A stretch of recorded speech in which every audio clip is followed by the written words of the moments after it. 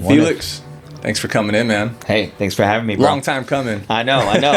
When we talked, I was like, man, is this going to happen? When's it going to happen? Yeah, it's a lot to talk about. We'll probably have to do this like a couple times this year, honestly. Yeah, I'll try not to go on rants, man. I get too excited and I go on massive rants. Yeah. So kick me, I should have recorded the last 10. I should have done all that.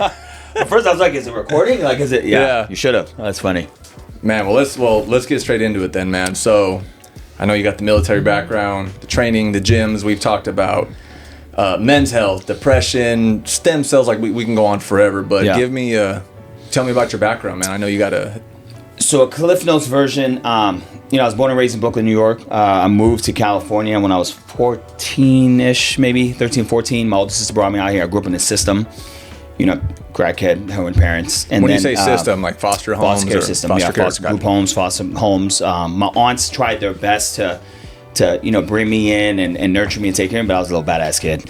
And, Brooklyn 80s and 90s, bro. There's not a lot of... Yeah, bro. It was bad. It was some fun times. It was bad. Yeah. And obviously tried everything in the dirt between trying to sell drugs, trying to, hustle, try to, do all the gang bang, whatever that looked like. Yeah. So I move out here. If I finish high school in Madera, I'll go to Eastern Arcola, I think. Who did you move out here with? My oldest sister. She took my dad's rights when we were young and brought me and my two younger sisters out here. Wow. So then, how much older is she than you guys? 25. And she had two kids of her own. So here she is, a woman. She's married with two kids, young kids, and then brings in three more, right? In a little old house, right? Yeah, so bless her. She passed away 6 years ago, so been quite some time. But she essentially changed my life, right? So she brought us out, and I for sure, she ended up getting divorced. I for sure caused it because I was just constantly fighting with her ex-husband. Mm-hmm. And through my tenure here, I even went back for a year just to ensure, like, do I want to be in Cali or do I want to be in New York? So I stayed with my dad for a summer, and I realized I missed my sisters. I had never been in the same household with both my sisters, together. So I didn't know how to live with them. So I was violent. I was a very angry kid, and so I'd beat up on them all the time. And so because of that behavior, knowing that I was coming to Cali, and I would fight with her ex-husband all the time, she's like, "You're joining the military." So she forced me into the military. Yeah. Well, there wasn't as many programs as there is today, and all these TV shows, and the psychiatrists talk with the parents, and we're all watching like, this has to be scripted. And nobody talks like this. So back then it was just YA or the military. The court gave you one or the other. 100%, man. And even at that, like I remember seeing a shrink or a psychiatrist or psychologist when I was a kid because I was so angry, and but I don't. Like, honestly, I think it just taught me to be a better liar and a better manipulator, right? Wow. So, because I just had these skills. I get over on this guy. Oh, man. I had these skills of being able to just... and get out of 100%. Here. Yeah. I could just manipulate conversations and get out of things that, I shouldn't be able to get out of. I was always told yes. I was never told no. Well, especially when you're hustling at that young of an age, you can already read people. Oh. You know if you're going to get mugged. You know if someone's serious. You know if someone's a cop. Before 12 years old, most kids on the streets are just... They're just different than the nicer neighborhoods. Those kids are they just read right through you. Well, you have to think, right? I mean, not like today. Today, I mean, shoot, everything is so accessible that nobody's thinking anymore. But we'll get into that, a little bit later. But so she forced me into the military. I left, went to basic training in Fort Benning, Georgia. I'm home in the infantry, right? So did that, and then came back home, finished high school, and then went back, and then first deployment was Kuwait, right before 9/11 hit. Thankfully, I came home. I think it was like 6 months before the towers 3-4 months before the towers got hit. And then obviously, the U.S. went into this, crazy time. And then 20 years after that. Yeah, and then my service started. Got deployed to Iraq in 2004. Was between pre-deployment, deployment, and post. Was gone for almost 2 years. And then came back, got out of the service, and wanted to try and do something in financial management. My idea was I want to either make a lot of money or become a cop. So I wanted to be a DA agent. I had this vision of becoming some agent that busted drug dealers all the time. Right? Why does everyone with the hood background always want to become a financial advisor and a DEA agent or follow the money, man? And just get in with the right? So why does every guy fall into that? Like, that's crazy. It's crazy. I've never thought about that. It's wild. It's like, okay, you want to because like you've managed people, you've managed money, but you've managed routes. It's like I can manage money. yeah, and maybe get away with it. Yeah, right? or like, I could be a cop and I could be a great cop. It's like because I'm gonna look right through you. I'm gonna know. Yeah, oh my god. Man. So like and like so I did that, and I remember just going to get a gym membership. Paid for 3 years up front. That's when Bally Total Fitness used to be around. And then the sales manager or the club manager at the time sold me some training. And back then I was a skinny kid, man. I was like 200 pounds. I was lean. I was very, I would like to think I'm athletic for my age now, but I was a high flyer. I was a volleyball, basketball player. And gym will keep you out of trouble, man. It's like you got to stay busy, especially if you get out of the service. It's like, all right, what am I going to do? Am I going to get in trouble? Or am I going to play sport? Am I going to be in the gym? You gotta stay busy. Well, so I used to have that same premise, right? That, you got to stay busy to stay out of trouble. But the problem with that is what if you are the trouble and you just stay busy to hide? And I can get into that later, right? I got a young kid now who's getting into a lot of trouble, right? And his mom is trying to, his young kid, she brought him to the studio just so, he can get some mentoring, get fit, but stay busy.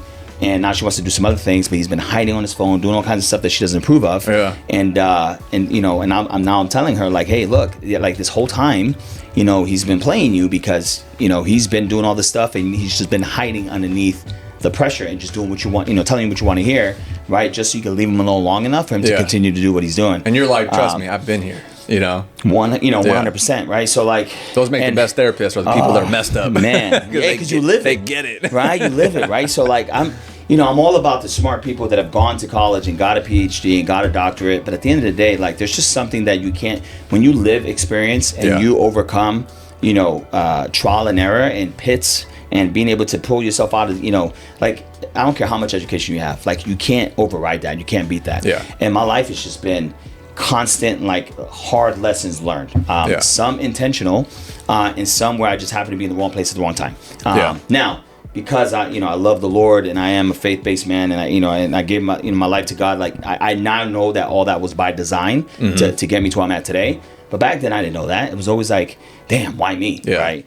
So, I get into the gym scene. I get a gym membership. I'm partying my ass off. And then I get a DUI. I'm sleeping in the backseat of my truck. One night, cops wake me up.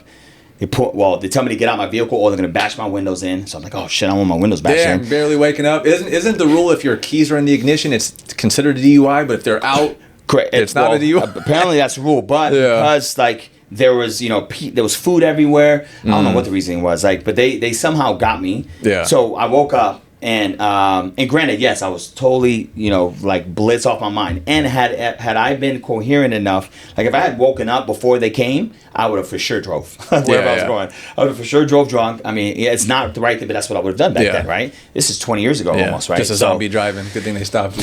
Man, so like I get out the vehicle and there's like 4 cop cars there.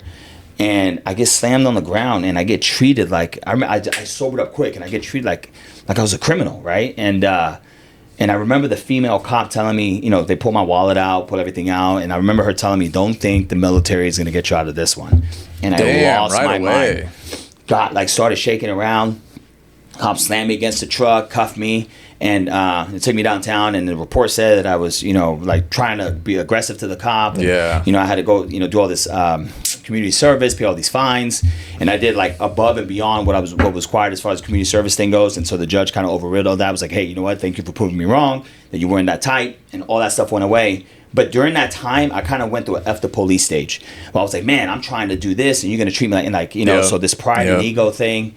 Was just really wrapped. I think everyone goes through that at some point in their life. They get treated bad or something, or they go to court and the judges, and you're just like, our system's broken. Dude, massive. I think everybody goes through that at some point. Yeah. And if you don't know any better, right, you're just going to like it's going to consume your identity. Yeah. And what's crazy is the judge at the time that was that I was standing before, his daughter was killed by a drunk driver the year before.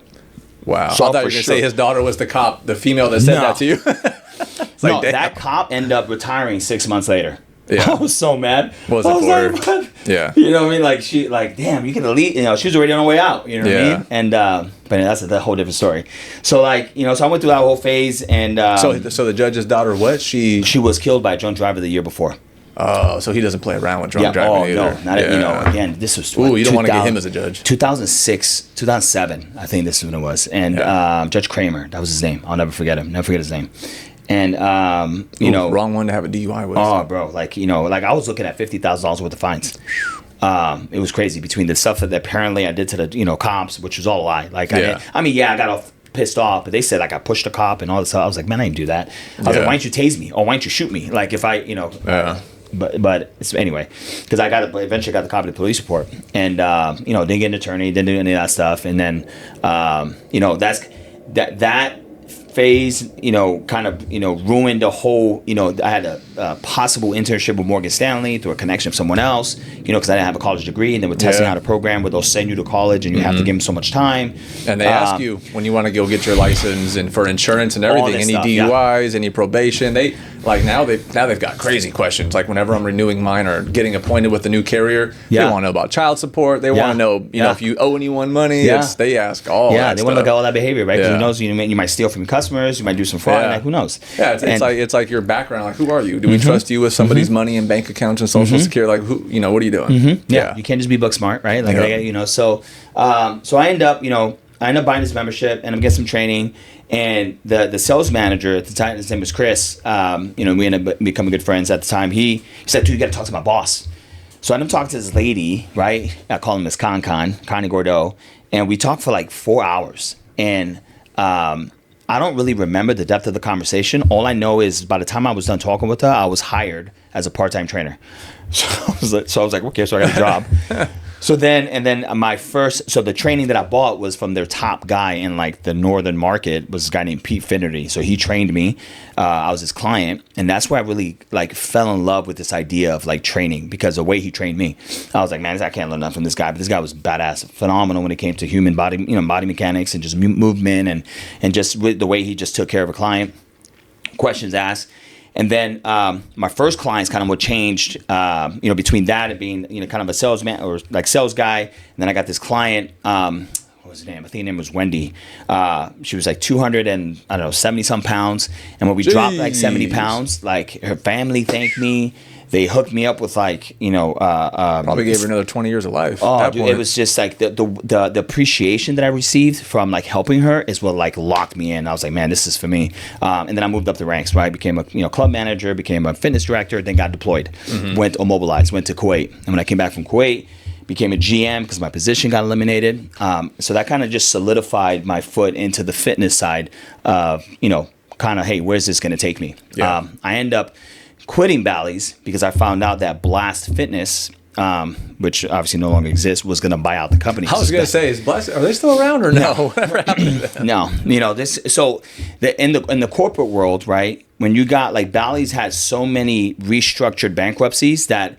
And then the contracts that they had was so fraudulent, and they went so far back that there was just no money coming in. Wow. So like everything was falling apart. So, you know, they were piecemealing markets and selling them to different, you know, locations, right? Some 24-Hour Fitness bought some, Blast bought some, you know, I think Life Fitness might have bought some, but they were just selling all over. Harbinger was the last company. Remember those wrist gloves with the little cross? Oh, okay, yeah. so that company tried to buy Bally's, wow, but then I do remember that. They couldn't hold. They couldn't, you know, hack it. Yeah. So that was the final straw. That, you know, that was to say that breaks the camel's back. Yeah. You know, so when I looked up Blast, I'm like, man, this is a low budget gym.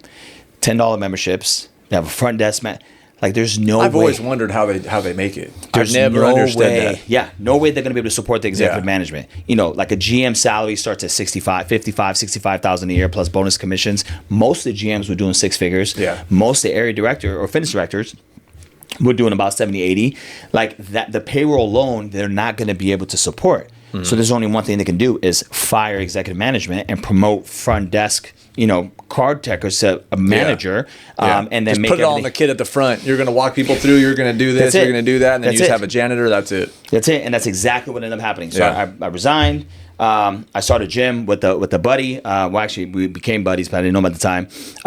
And then we started kind of like a boot camp, fitness type style gym. Was that the one that was just right next Clovis. to mine? Yep. Right where we used to train. Got it. And then we it was called Jeans and Fitness. And That's right. Yeah, and then then Blast buys out Valley. There's a bunch of little crazy random shops right there. A bunch of little wild shops. Yeah, there was Growmore. There was like a weed spot right there. I used to always get in fights with those guys all the time because they smoke weed while we were training all these kids. I know. I think one of them during our kids' class, and we were like, this is a kickboxing gym, right? Like, you guys should go. That was a wild little spot. Dude, yeah. That was a fun little corner. It was so bad. Yeah. It was so bad. Right next to, quarter mile from the strip club, just that whole little, right corner is just wild. What is One of our boys used to bounce over there, so he would train. And then straight from there, just go bounce. We were like, "Hey, you're not gonna get a shower, bro? Like, we just got done training. Like, what are you doing?" That was a wild little spot. He's like, "Nah, you smell the girl." Nah, I'm just kidding. Yeah, pretty much. Babe, I'm just joking. If you're watching, I blend in. I have no idea. I have no idea what Felix is talking about. Oh man, no. So then, everybody gets fired. We start this gym, and then a year later, we have to move because we outgrow it. And then several years into that, him and I split. I rebrand to Fitness Grind. He goes to do his own thing. And during that time, I find, I've done more dumb shit, which I can get into. But I find my faith. It just builds character, bro. That's all it does. 100%. It just keeps building. I'm not ashamed of it at all. My just keeps building character. Yeah. And I submit my life to the Lord, and then I realize I need to embed faith into training humans, right? Yeah. Like it can't just be fitness, physical attributes or activity. There needs to be some type of spiritual embodiment of the individual as they grow. Because when the mindset and the body meet and the outcome you desire doesn't come to fruition, it's not because it didn't work. It's because your spiritual alignment is completely off, no matter what you believe in, whether you believe in rocks or pedals or smoking something, like it doesn't matter. It goes right back to the very basics of the Bible, the stories, the seeds, and this, and planting and the right seasons. It's like all those Bible stories are they're almost like child reading, you know. And some people almost like they oversee the Bible because they're like, this is almost too. I'm like, well, it's dumbed down so we can understand. Yeah, because it's so dumbed down that we still don't do it. Yeah, and it's like when you actually start reading through like things like Proverbs or Psalms, and you're like, wow, this is so basic. Yeah. So that, like you said, that mind, spirit, body connection. Yeah. It's all laid out for you to read there. But again, because why don't a lot of people just really own up to the fact that they just don't understand or don't know they're afraid? It's because you have to be responsible for your actions. Like today's world, right? And again, I went from like a Cliff Notes version of 25 years of my life as an adult, right? Like back then it wasn't as bad. Well, I mean, it still was bad, but at least people won't own. Today, like this idea of victim and you're a narcissist if you say a certain thing, or we're so worried about status and imagery, that third party perspective watching us, because now we're all on social media. You feel like someone's always watching you. That was the hardest thing about starting a podcast. I was like, what if it doesn't look good? What if other people? And I realized everything I was worried about was from somebody else. It wasn't me. Does my camera look good? No. Does this? It was, will someone think the lighting doesn't look good? Or will somebody say, your audio sucks? I'm like, I'm worried. All of my thoughts are from someone else who's imaginary. They're not even thinking what they're, you know what I mean? There is so much social influence in whatever you see, read, touch, experience, that if you don't investigate or challenge the story that you create, that doesn't serve the outcome, right? Because if you don't know where you're going, or you're not purpose driven, then anything that you consume that doesn't support that, right? If you don't challenge that and falsify it to not be true, if it doesn't align, you become it, whether you like it or not. So it's no longer the theory of, you become who you become the five people you surround yourself with. You become the sixth one. You ever hear that? It's no longer that now. Show me your friends. I'll show you who you are. Whoever you're within 20 feet of every day. All that stuff. That's child's play. Now it's your thoughts. Now it's your thoughts being influenced by social media, by AI, by what you eat, by what you see, by what you do, before you even get influenced by the five people that are surrounded. So now it's like you're bringing some form of asset to the group that you're surrounded by, and then now enhancing whatever the quality is of that group, whether it's a shitty quality or a higher quality, whatever the case may be. Who are you, and what type of backbone do you have before you even step into the internet that day? Because the internet will just twist you, and your thoughts and your, I don't think some people are tough enough to be on Instagram. Especially this new algorithm. I don't even see anything that my friends post. I only see people that are recommending, oh, you might like this. And you know what I've noticed?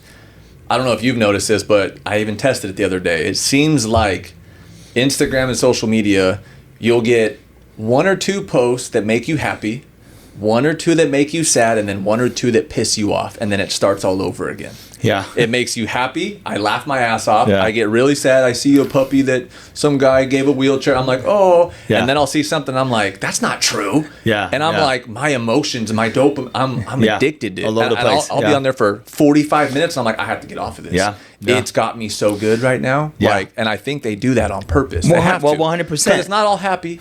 Or it's not all sad. Yeah. I'm like, they just keep me happy, sad, angry, happy. Yeah. And I was like, what's the biggest currency in the world right now? My heart starts going, my blood pressure, I'm like, my heart's like, take a breath. I'm like, this is pissing me off, and I got to get off. You're out of pattern right now, right? Yeah. Your attention is the biggest currency now, right? Yeah. So the more attention social media can snatch and your from data a human is being. Gold, all that. Yeah. Well, the data comes with the attention, right? Because if you spend time, see, like you don't even have to put your name and phone number information in anymore. They could just track your behavior patterns. Yeah. If they see the things that you like, what will happen is they'll keep feeding it to you. You'll purchase something based on that behavior, and that purchase requirement requires what? First name, last name, credit card information. So they don't have to ask you for your information anymore. Yeah. They'll just take it from your patterns. Yep. It's crazy. And now, if you notice, like I think it's Instagram. It'll ask you, what do you want to see more of, and you can actually choose. Yeah. Now, what you want to see more of. Yeah. Right? I was like, hey, at least he asked me that. I clicked on Gary Vee. I clicked on that. I was like, all right, at least it's asking me. I just noticed that the other day. I was like, hey, is that a new update? Like, because I don't really. I'll go and spend some time, but I don't post as much on social media as I used to. I don't spend as much time as I used to, which is, it could be good and bad for business, but it's... Well, that's the other thing, too, is you don't want to be on social media, but I have to be on social media. Yeah. I have to answer questions. I make videos. Yeah. It's like that's your walking billboard all day long, Yeah. So Instagram is now a glorified business card, is what it is. Really, there really isn't a whole lot of. Most of the socialism socializing and socialism that you see amongst people is all fake. Yeah. Right, it's not real. And with AI, who knows if that's even a real image or real person that's speaking. Yeah. Do I got an AI? You've seen the bot farms? There's like 10,000 cell phones on the wall, and there's like 20 Chinese guys in there, and they're reacting, and usually when you go to those comments, they have no followers, they have no pictures. Yeah, and it's no like picture. Yeah. These are all bots. Yeah. You're arguing with nobody. No. Yeah, and that's what Elon Musk was talking about on Twitter. He was like, hold on, before I buy Twitter, half of your followers aren't even real. So we're all just fighting with nobody or people from other countries or whatever. I was like, damn, that was a wake-up call for me. I was like, these people are not real. I'm arguing with nobody. Oh, yeah. It's crazy. Creating a whole identity, right, to combat something that doesn't exist. Yeah. Right? So you can feel... it's wild, I'm like, man. I've been fighting with this guy for 10 minutes. I go on, he's got no post, no follow. I'm like, they got me. Yeah. They just pissed me off. And then, right, and I fall into this trap so many times. Just the other day I fell into this trap, right? Then you get pissed off, right? And then you don't get an opportunity to diffuse whatever emotions you're feeling. Yeah. And then who gets the blunt force of that? Yeah. Your son, your daughter, your spouse. I was just going to say that. Right? Literally a couple months ago, I was getting into it with someone about something on the insurance. I was like, this isn't real. I was like, no, this is misinformation. And the guy was real, went on his thing, but I was like, okay, this guy's just a dork, right? But I was so worked up that like by the time my kids got home and they came in screaming, it happened. I was like, be quiet. I was just like, oh my God, I'm mad right now. Yeah. I was like, I never scream at my kids. Like they come in happy screaming all the time, like when they first get home. And I went off and I was like, dude, I gotta relax. Dude, I knew it was a problem for me. But some people never turn that off. No. That's the problem. No. Or they're not even present enough to listen, right? Yeah. And I'm a student of the game. Yeah. My wife actually yelled at me. She was like, what's wrong with you? I was like, oh, dang, I don't know. I don't know why I just yelled at them. That was weird. Yeah. Yeah. And what I mean by that is like I am constantly like open to learning and understanding why I'm doing something and even why people do something, right? Because again, as things become readily accessible and things become so much more automated, people are losing they're losing tune with reality, right? Yeah. Like no one wants to work hard anymore. So like I know like it was a big wake up call when my son was like, Dad, my 4-year-old, he'll be 5 in May, why are you so angry? I was like, what? I was like, I'm not angry. Just because I had a kind of a scowl on my face. He goes, yeah, your face, you're angry, Dad. You're angry. And he walked away, and I was like, and I look at my wife, and she's like... You walked away, and you were like, you're angry. Yeah. I was like, So then I had to flip the script and like smile and walk up. I walked up to him. I was like, I'm not angry. And I picked him up. I threw him around. He started laughing and giggling. But you put him down. He's like, you're fake. And bingo, right? So what did I just do? I just put a Band-Aid to a problem. Yeah. A Band-Aid over a cut that needs suturing. And when you think of men today, that's all they're doing is putting Band-Aids on, bandages, and they're not being sutured, right? Yeah. And it's a problem because, again, if you cover up a wound, right, that needs to be sutured, right, and really, dressed properly, and you just put Band-Aids, eventually it's going to spill out. Eventually you're going to bleed out. Eventually you're going to fall. Or you're waiting for an infection, and you don't know what type of infection you're getting. And now you pass it on to everybody else, right? Your wife and your kids, you just become, toxic. And I just feel that that's the world. Even with all the positivity that you have and all the coming together that you have, like I feel that that's what's happening in the world today. Yeah. Is there's so much infection because people don't just. They've lost, I don't want to say lost hope, but they've lost the will to fight. Yeah. That is just, kids are suffering. Yeah. And marriages are suffering, and it's sad. Yeah.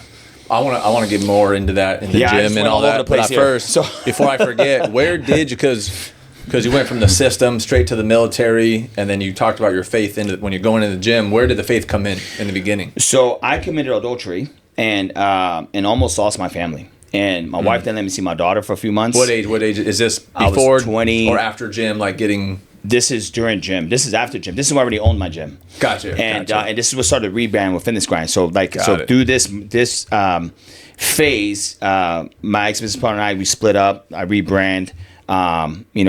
Some lies get told about me to try to destroy everything I built. And I was just full of so much shame that I just let it all go anyway. Yeah. And I just rebuilt, started from the ground back up. And I had a few clients that were like, hey man, like we know you, we believe in you, we know who built, like we're gonna give you, I had one guy who gave me like 40 grand. He asked me, what do you need? I was like, man, I don't know. I was like, maybe 40. I could probably do it with 25. He was like, well, I'll give you 20 and I'll give you 10,000 increments until you get the number. Somebody do that too. Oh man, and you're not just gonna disappear and like, oh, never heard from him again. I was training him for like 6 months maybe, and I hadn't been training for that long. So I took what he gave me, and I built enough to get a good foundation. Got an extra 10 just to pay off some past bills, and then went from not being able to pay anything to 50,000 a month in I don't know, maybe less than 8 months, and then just kind of rode that train a little bit of hired trainers, hired my brother-in-law, another trainer, and then started climbing up the chain, right, as I found my faith, and it kind of came out of this rut. But before that happened, I was drinking heavily again, and I was a massive alcoholic, but I didn't know this till later, right? I was just partying, right? So I was a social drinker. That's what everybody worst is when I'm you don't think you are. I'm a social drinker. Nah, dude, you got a problem with alcohol. You may not be an alcoholic. It's like, hey, but you got a problem with alcohol, right? So and not even a new that's the other stigmatism. Well, I don't drink until I get off of work. Doesn't matter. If you think about drinking to numb an issue, it's a problem. I can help you through that. Trust me. Later on down, you may not fall into the trap I did, but your kids will be affected. And that's the issue, right? Is we got all this pride and ego that we just can't talk, especially men. We can't talk about it because we're going to be looked differently. But I'm going to tell you right now, if you don't address it, it's going to be a problem later, right? Yeah. And if you look at the stats, and I'm going to say alleged because I'm not sure where they're at now, but back then, it was, man, I was like 6 out of 10 social drinkers that are men become alcoholics. This is like an old number, right? So, I'd be curious to know what it looks like now. But I've seen that a lot of people are not drinking as much these days. Yeah. That's kind of weird. Like, isn't Bud or like a lot of these tequila brands and stuff and Bud, they're down. Yeah. Well, way down in numbers, which is but I'm like, but then what are people doing then? Because, they're doing something. Well, they've had a pivot, right? Yeah. So it's not that a lot of people aren't drinking anymore. It's that the pills, what's going on? Is it the dabbing? Recreational? There's all kinds of recreational stuff going on. But when people don't just stop partying. We got a whole generation that's not drinking. Gen Zs don't drink. Yeah. So that's half me. My friends don't drink anymore. We'll have a drink. That's kind of what changed. Like a 7-Up with a little tequila and a lime, something. Yeah. But I'll have one. Yeah. I mean, I can't say I don't drink, but we don't drink. So when you think of when we were partying, right? How old are you? 36. Okay, 30 years. So I'm 44. So when we were partying, all there was to do was go to the clubs and get drunk. You pre-drinking, then you go out and you party. So go to Club Sky and just be there till our generation is what drove the social drinking aspect. Yeah. The Gen Z generation now is not doing that, right? They're more into energy drinks. I feel like they're more like a depressed drinker though. I feel like when I was younger, it was like a fun drinking, and because a lot of I'm like right in the middle of all my cousins. Either my cousins are 10 years younger than me, or they're 10 years older than me. Yeah. So I talk to my younger cousins. They have kickbacks. Yeah. They don't do parties. They don't do house parties where people are falling off through, and you know, I'll tell them stories. They're like, "Nah, you guys." I'm like, "No, that was just a Friday." Like, no, we used to do some crazy ragers with 500 kids out in the country, and they're like, "No, we just have kickbacks and we play." And I'm like, "You guys are like depressed. Yeah, what's going on right now?" But everything has changed too. Right back then, there weren't as many DUIs as there are today. Right, so like, you know, a lot of people get popped. I mean, and it's expensive nowadays to get a DUI, right? Like, so I mean, you're looking at the only responsible thing we did. We always did designate somebody's girlfriend, or like, hey, I'm not going to wreck my car this weekend. I used to live in San Luis Obispo, right? I had an apartment out there, right? Because I was on active duty in San Luis, and I would drive to Fresno party. Like I said, I would drive Friday night party out here, and then I would go back like Saturday and not remember.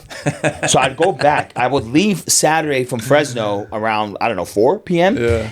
Get back to SLO, be at the library by 7:30, 8, which I used to bar back at way back in the day. And then straight to Mother's Drinking, Tavern. partying, and then go to Mother's, go to Tortilla Flats, or Downtown Brew. We used to hit Mustang Village. It used to be called Downtown SLO Brew.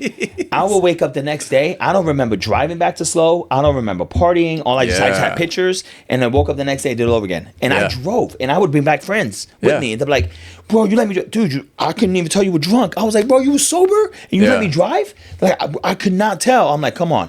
Like, "Bro, you drove perfectly." And I would do that all the time. Yeah. Like, it was bad. Yeah. Like, I mean, I'm not shameful. I hope my kids don't see these podcasts until they get older. But man, I'm telling you right now, don't do it. I don't even want to say some of the stories, but no. I personally know several people that have been driving, like drove drunk and have killed people. Right, so like it'll ruin your life. Don't do it. You don't want to be that guy. That's the weird thing, right? Because I remember they didn't do it on purpose, but they were drinking. Not and me, but like people I knew, there was just some people that could just drive drunk and be fine. And there's some people that can't even drive when they're sober. And I'm like, bro, you should not drive. I used to be big on driving or riding motorcycles. So I had a Gixxer and I had a Kawasaki Ninja. I think it was like $600 bike, and I would drive that drunk. All right, that's a whole different. In the rain, not knowing, like, bro, it's like I was trying to kill myself. That was still scary though, but people weren't texting like they are today though either. I feel like that makes it even worse. That makes it, I think, 1,000 times worse. Because you're like distracted, sir, then you're looking at a phone. Yeah, it's just horrible. Yeah, when I was in high school and we were drinking, like we weren't like this though the whole time. Text messages. Oh, where are we? You had to call the number, hear the voicemail. Yeah. Where's the party at? I'll be there, and then call the voicemail. Hey, cops broke it up. Now we're going out to the Sanger out at whatever it was. People weren't texting and driving like that. There was no video taken and none of that stuff. Yeah, no. Like nowadays, you drive. I was going down the 180 one night, and it was like a car full of kids, and you could see the lights going. I was like, they're just taking selfies and driving. Yeah. What are we doing right now? And you see everybody doing it. I've seen old women do it, old men do it. I've seen young people. I've seen like 70-year-old like. For like a minute, just looking straight down. Whoa, you're already borderline. You shouldn't be driving. Yeah. I'm just kidding, old people. I'm just kidding. But that is the scary part, though. Yeah. Yeah, on the freeway. And I'll honk at people too, and like I'll act like I didn't do it, but I'm like, when you see someone doing 60, looking down for like 30 seconds, I'll go beep, and they'll, and I'll just look forward, and I'm like, hey, I just saved a life right now, I'll give them a little honk, and they're like, "Oh crap!" 100%. They'll look at me, and I'm just like, "Wasn't me?" Got you off your phone. Looking around like this. Yeah. So there was the torture thing, and then she let me see my daughter. I already had my daughter; she was 5. And then one day I was just drinking. I had a big gulp. I was staying with my little sister because I was kicked out of my house, and I was staying in her spare bedroom. And I remember just thinking, I was like blitz off my mind. I remember thinking like, man, it'd be so much easier if I drink so much that I don't wake up. So then I walked downstairs with my cup. I was going to refill. Spirits do though, right? Is that why they call them spirits? Yes. Because you start. It's like where do those thoughts? It completely numbs you away from the Holy Spirit. And mind you, like I didn't. Jesus, the Holy Spirit wasn't in me. I didn't profess my love for Jesus. I didn't accept Him as Lord and Savior. I didn't know anything about the Gospels. I mean, I knew. You're not aware of is. any battles at that point. You're just like, it's just a thought. You don't realize there's more. To I don't know this idea of spiritual battles and all this other nonsense. I'm like, whatever. But like every time somebody tried to talk to me about religion, religion. I'm like, I would lie. Like, oh, really? Oh, you go to church? Where do you go? Just so I can get you to like me, so you can sign here. Give me 10 grand, right? Straight back to childhood. Just, all right, I'm going to play through this guy. Let me get out of this conversation. Whatever I could do to get you to like me. Let me get out of this conversation as quickly as possible. 1,000%, man. And like, so I'll go down and I have this, I think I'm drinking, I think I have 151. I was a big Bacardi guy, big rum guy. I have some Crown. Bud Ice on the I have ice in there. It's a big gulp, like a 32 ounce big gulp, maybe 64 ounce. I had already finished one. And so I'm pouring this back in there. I got pineapple juice, orange juice, I think some cranberry juice. And then I see... Keeping it healthy, keeping up the vitamin C. Dude, I see Clorox. I'm like... I put Clorox in there. I see some pills that my sister has on the counter. I just fucking put them in there. I start stirring it. And you would think that I take a sip and it tastes delicious. It even tastes better than the first one I drank. It's going to clean you out, bro. So I'm drinking, so I'm walking upstairs, stumbling, spilling everywhere. And I get to my little air mattress. I'm sitting there and I'm drinking. And then next thing you know, I wake up. And there's holes in the air mattress I was sleeping on. White because everything dried up on my skin. And I feel like I got smashed by a bat because I've been hit by a bat as a kid. I used to get, in fights all the time. And I'm just like touching, and I look at the cup. I smell it. It smells like urine. So I'll probably piss myself. And for sure piss myself. And then it smells like, it's like this aromatic, like a sulfuric aromatic. So I'm like, and then it's in my mind, a demon come out of you? Like, what? Dude. So I'm like, there was no throw up, which was like ironic, right? And I'm like, did I try to kill myself? Wow. And I was just like, no, I would never. When I start crying, then I grab my phone, I put on Facebook, like, man, like my life is just like going upside down. I need to go to church or something. Like, who recommend? Yeah. And my brother-in-law invited me to go to church. At the time, it was called Northside Christian. Now it's called Cross City. I go to the service, and that's funny. That's where we go right now. Okay. I go to the service, and the service was about tithing. Now, I don't remember anything that Pastor Dave was talking about. May he rest in peace. He's the late Pastor Dave, awesome pastor. Now his son took over, Zach. But I don't remember anything about. But I knew it was about tithing. But I felt like I was like my heart was. I just was crying, and people looking at me like, dude, they're just talking about offerings and putting together programs for this. Hey, chill. Why are you crying, right? Like, look at my weird. My brother-in-law was like tapping me on the shoulder. He's like, there's 10 more minutes to get it together. He's all, let it be, and so I just sit there and I just see. A lot of people have never felt that though. Oh, that weird, like that excruciating. The world on you and like things you see and places and then it is kind of weird. Like when you step into church and some people get physically sick, and it's like, what is that all about? I probably had a demon in me, 1,000%. Yeah. Like now, especially knowing what I know now, what I believe in now, for sure, I had some like unclean spirit just like grasping me and like just making me do all kinds of like screwed up stuff, and I remember this old lady like looked back at me and she's like she said something. I don't know if she said the conviction is beautiful or let the conviction like happen or something. So that's when I knew what conviction was based on that experience. And then, so after the services, I would go outside, and then there's this program at the time, and some churches still have it, but it's been replaced with something called Regen, called Celebrate Recovery. And this pastor comes up to me and says, hey, you need to come to Celebrate Recovery. And I'm like, what is that? Recovery? I was like, I'm not addicted to drugs. And, I was like, I don't, and a lot of people always ask me too, how come you never really use... I'm just drinking Clorox, bro. I'm good. Yeah, like, you know what I mean? Like, it's like that's going to happen, Go talk to that guy. He needs help. Yeah, that guy right here. Look at me. I'm in shape, dude. Like, what are we doing? I was like, they're like, so you never use drugs? I hated my parents so much, with so much of a passion at the time, that it kept me away from drugs.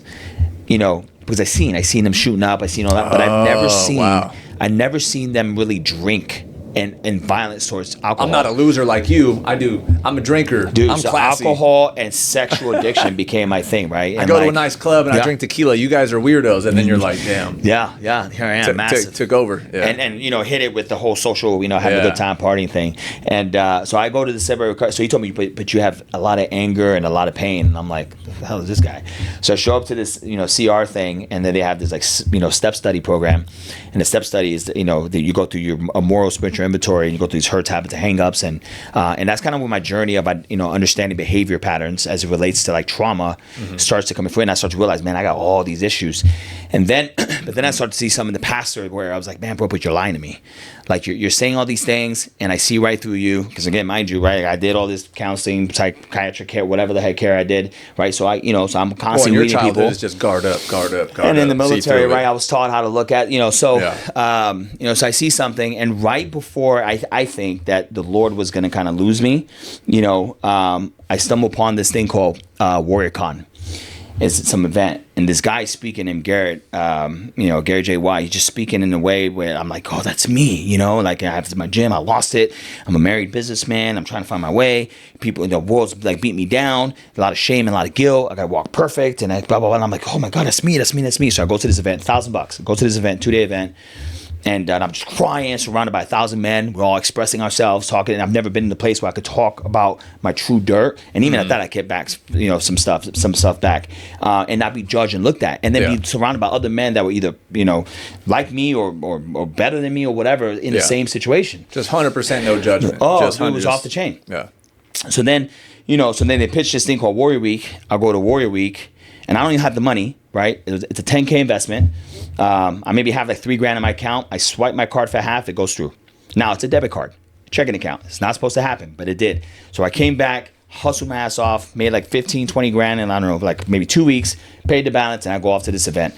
And when I go to this event, it was the first place where like men, like I just go through this, it's hard to explain, but it's kind of like a crucible gauntlet of just being in your feelings and dealing with all the things that you run away from, whether you realize it or not, and all coupled into one. And you have no choice but to face it. Like you have to face it. Now I coach for them besides my studio, and we're more for everything's Christ centered. Back then we called it The Voice, right? So it was kind of religious, but we never pointed it towards a specific figure. Yeah. And that's kind of what changed my mind on the type of man I wanted to become. There was this event called the Hand of God, where you have a conversation with God, and then all the men, like the coaches, put their hands on you, and then you just breathe and you just kind of like let it go. And I remember all them getting, like 3 of them getting on me, and I started to feel like something was trying to subdue me, and I'm like, get off of me. And then all the coaches come on. Dude, all the coaches come on me. There was like 12 guys holding me down, like, get off of me. I'm like cursing, going crazy. And then eventually I just like give in. And then when I give in, I start crying like crazy. And then I feel like this massive sense of peace come over me. And then I'm like, I'm done. I surrender. Yeah. And then I come back home. I pay for every program they have, 6-figure investments in over the course of years. Is that the program that you coach, you said you're part of still? No, That's the one you do? Okay, yeah. Gotcha. So now, and then, then I applied some of it into my fitness business. And now it's what like kind of anchors, my fitness business online and in the studio now. And what I do essentially moving forward. So, yeah. People, it's weird.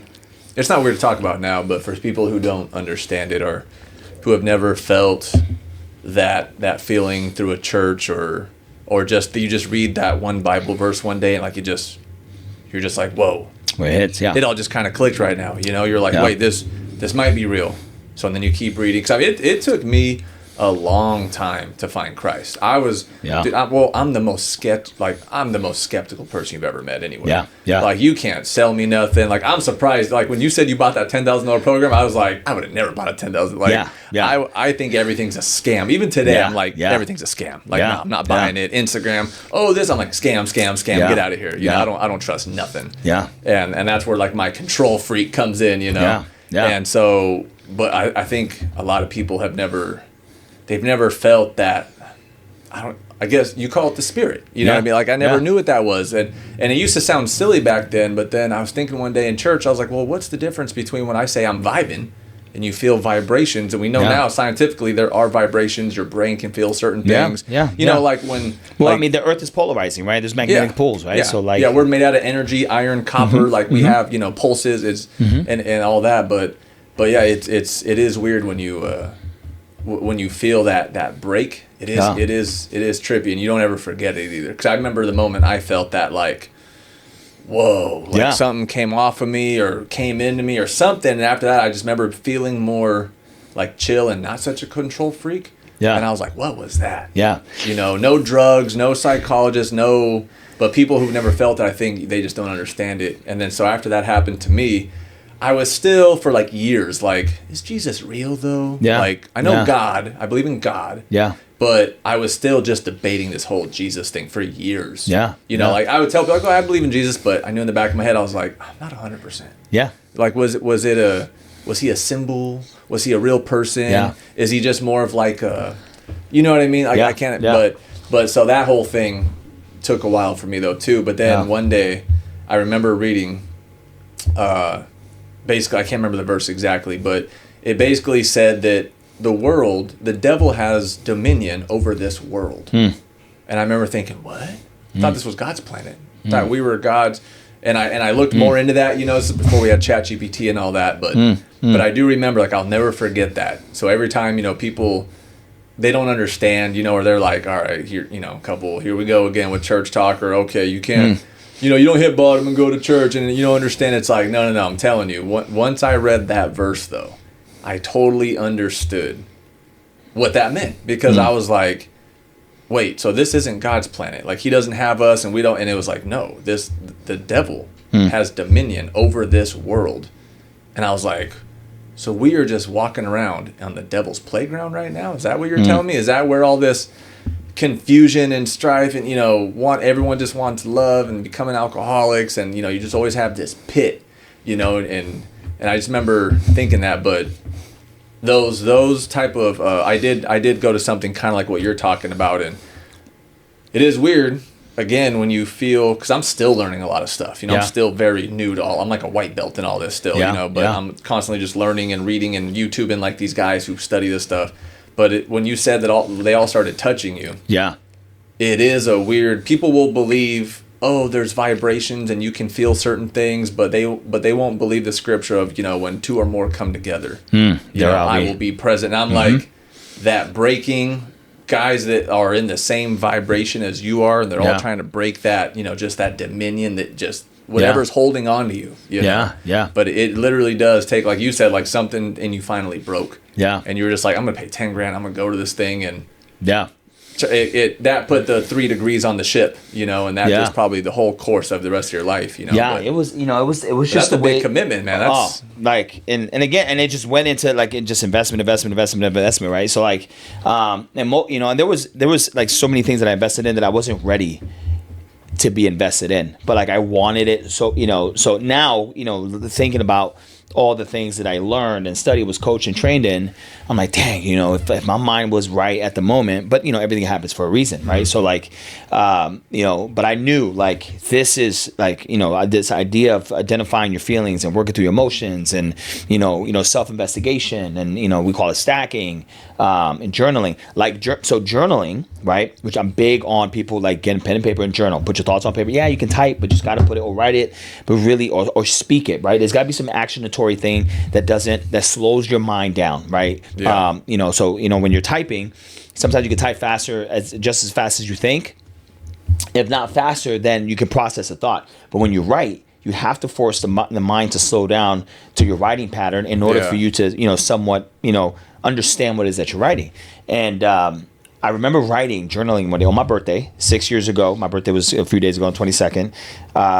You know, 6 years ago that day, I was journaling, and I wrote down, why the, you know, in the curse, why the F would you entertain something that almost killed you? And I just, you know, I keep journaling. I don't remember writing that, so I keep journaling and keep doing my thing. I'm drinking, I think, a Dos Equis, and I'm just doing my thing, and I'm like, so when I'm done, I go back and I read, and I'm like, like, why did I write that? Why would you entertain something? And mind you, when I started to turn my life around, like, I've never thought of that. When you write, it does slow you down. You have to, because I know when I write things, you'll stop and go, no, well, like, you'll actually think.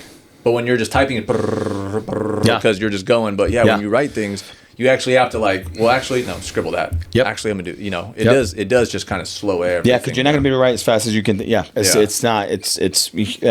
I mean, scholars say it's humanly impossible, right? Like, or social psychologists, actually, no, neuro, whatever. because I got a remarkable tablet, so I read all their articles from all these neuroscientists. But they talk about that, the people that write down the things that they're going to do, or give themselves some critical thinking time, alone time, writing down, have a higher percentage of actually executing than people that type. Yeah. Because you're forced to have to sit and deal and typing's kind of that first immediate thought. Writing is you start writing it, and then you go back and you look at it, you go, no. Yeah, and then you start, and then you keep writing, typing just bang, bang, bang, bang. And even the things that I type, I'll go back and I'll write them down. Yeah. Just because I'm like, oh shit, I don't know how to type. Like, what is that, right? So it just... You're like, you know what? No, I don't agree with that now that I'm slowing down. I got it, because I got to analyze it, man. Like, and sometimes I got to be careful over-analyzing because you start second-guessing, and I mean, that's a whole different, can of worms. But, so I wrote that down, so I'm like, why would I write that down, right? And I go back, and then it hit me like a ton of bricks. Because when I was heavy, I just went to drinking on holidays. I stopped drinking like almost 4 or 5 days a week, excessively, to just maybe, on holidays only. And then it went from, drinking excessively on holidays to maybe a couple beers. And then I started to get tired. I'm like, what? It's a whole different experience, right? And it's mid-30s-ish, early 30s. And then it hit me like a ton of bricks. It wasn't so much that alcohol, this is not alcohol, by the way, it's an electrolyte drink, but it wasn't that alcohol was the problem. Shout out Rob Wolf. Yeah. Let me tell you, best electrolytes. I got no kickbacks from them. No sponsors over here. Yeah, no sponsors. I mean, you can't sponsor this podcast if you like. Yeah. But it was one of those things where it wasn't so much that the alcohol being the problem, right, or the item, but it was the memories and the experiences tied to the item. Mm-hmm. And when that hit me, I was like, man, this ain't the Holy Spirit speaking. I don't know what it is. I poured the beer out. Haven't had a sip since. Yeah. Been dry. I can't listen to certain rap music anymore because of that. I put on certain things and I start just going back to that childhood moment or that guy I was like, I can't even listen to certain songs anymore. It's weird. Music does a weird thing to my brain waves. It's kind of the same thing. Yeah. I still have a drink here and there. Like I said, I'll just a little Sprite with a little tequila on the weekends, hang out with the kids while they go swimming. I like a ton of lime in it, make it taste good. Yeah. But then I'm good. But certain music though, I'm like, turn that off. That's just putting me in a weird vibe. Yeah. It was so easy for me to consume it because somebody told me one time that I had the palate for alcohol. Like 151 was sweet to me. It wasn't like gasoline like people say it is.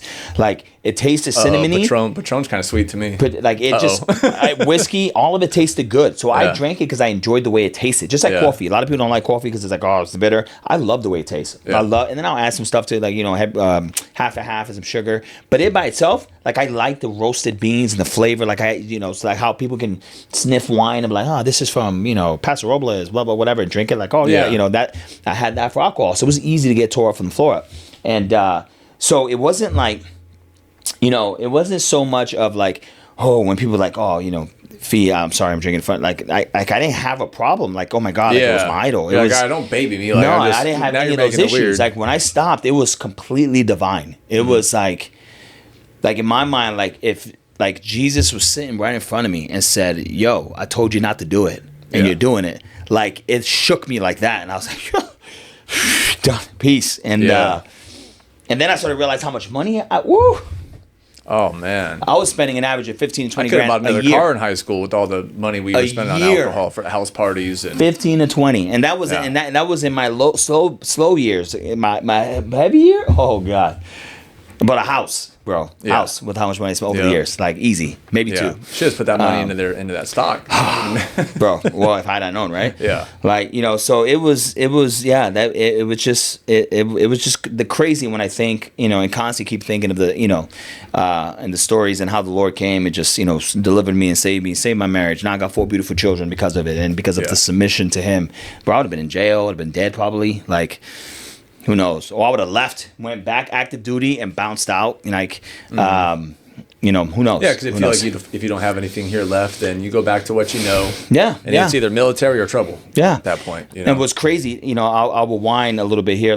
Before I got caught, or doing my dirty or whatever, I had 2 people come to me that I felt. Now, when I think about it, and the thought came to me 10 years ago, that. I had a Catholic woman that came to me. I had a guy that I trained. These 2 guys that owned a massive, kind of media event company, right? I did a trade with them, trained them one-on-one, and they set up all these speakers and stuff in my studio. And they, one of the dudes was like, man, I love for my wife to come here, but she won't because of the curse words. Mm-hmm. And I was like, curse words. That's my problem. I played a lot still. Whatever. No, not even me. Like it was the music. I played 3 6 Mafia. You like it was the FBI. I don't care who you. I don't care if you. I had doctors, lawyers, anybody. Like I had some premier people in my studio. Yeah. I didn't care who was in. That's the music. You don't like it, bounce. Yeah. And I had like no. I just didn't care. And he was like, man, she would love to come, but I can't. And I was like, and I took a chat with me. She won't sign up. So I changed the music for a month. And then eventually, he was like, thank you for changing. I only did it long enough for her to sign up. I was going to go back to home.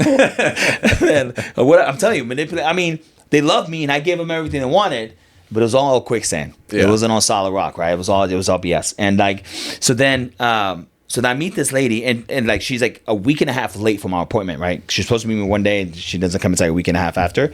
And she sends me a message. She said, hey, Felix, I'm sorry I can't make it. Can I come in next week? Blah, blah, blah. I was like, sure. She comes in. Her name is Jenny. She comes in and we sit down and she's like, hey, you mind if I ask you a question? I'm like, sure.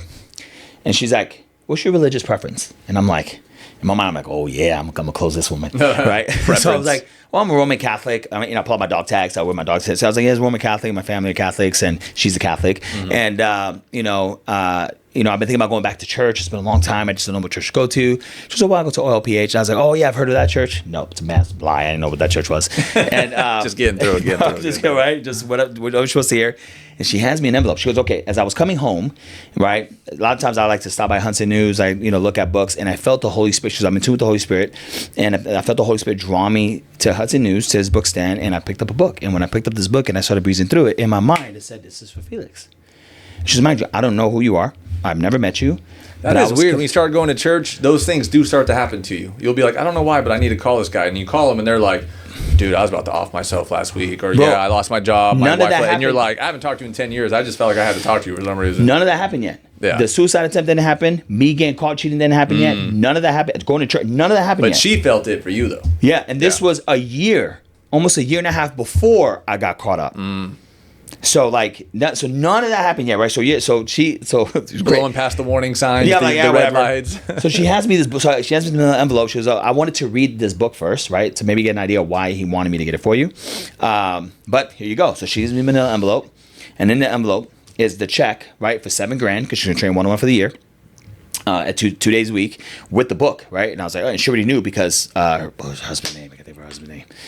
Doug, or anyway, like he already told her. And so I pull out the book, and the title of the book is Wake Up Catholic. Wow.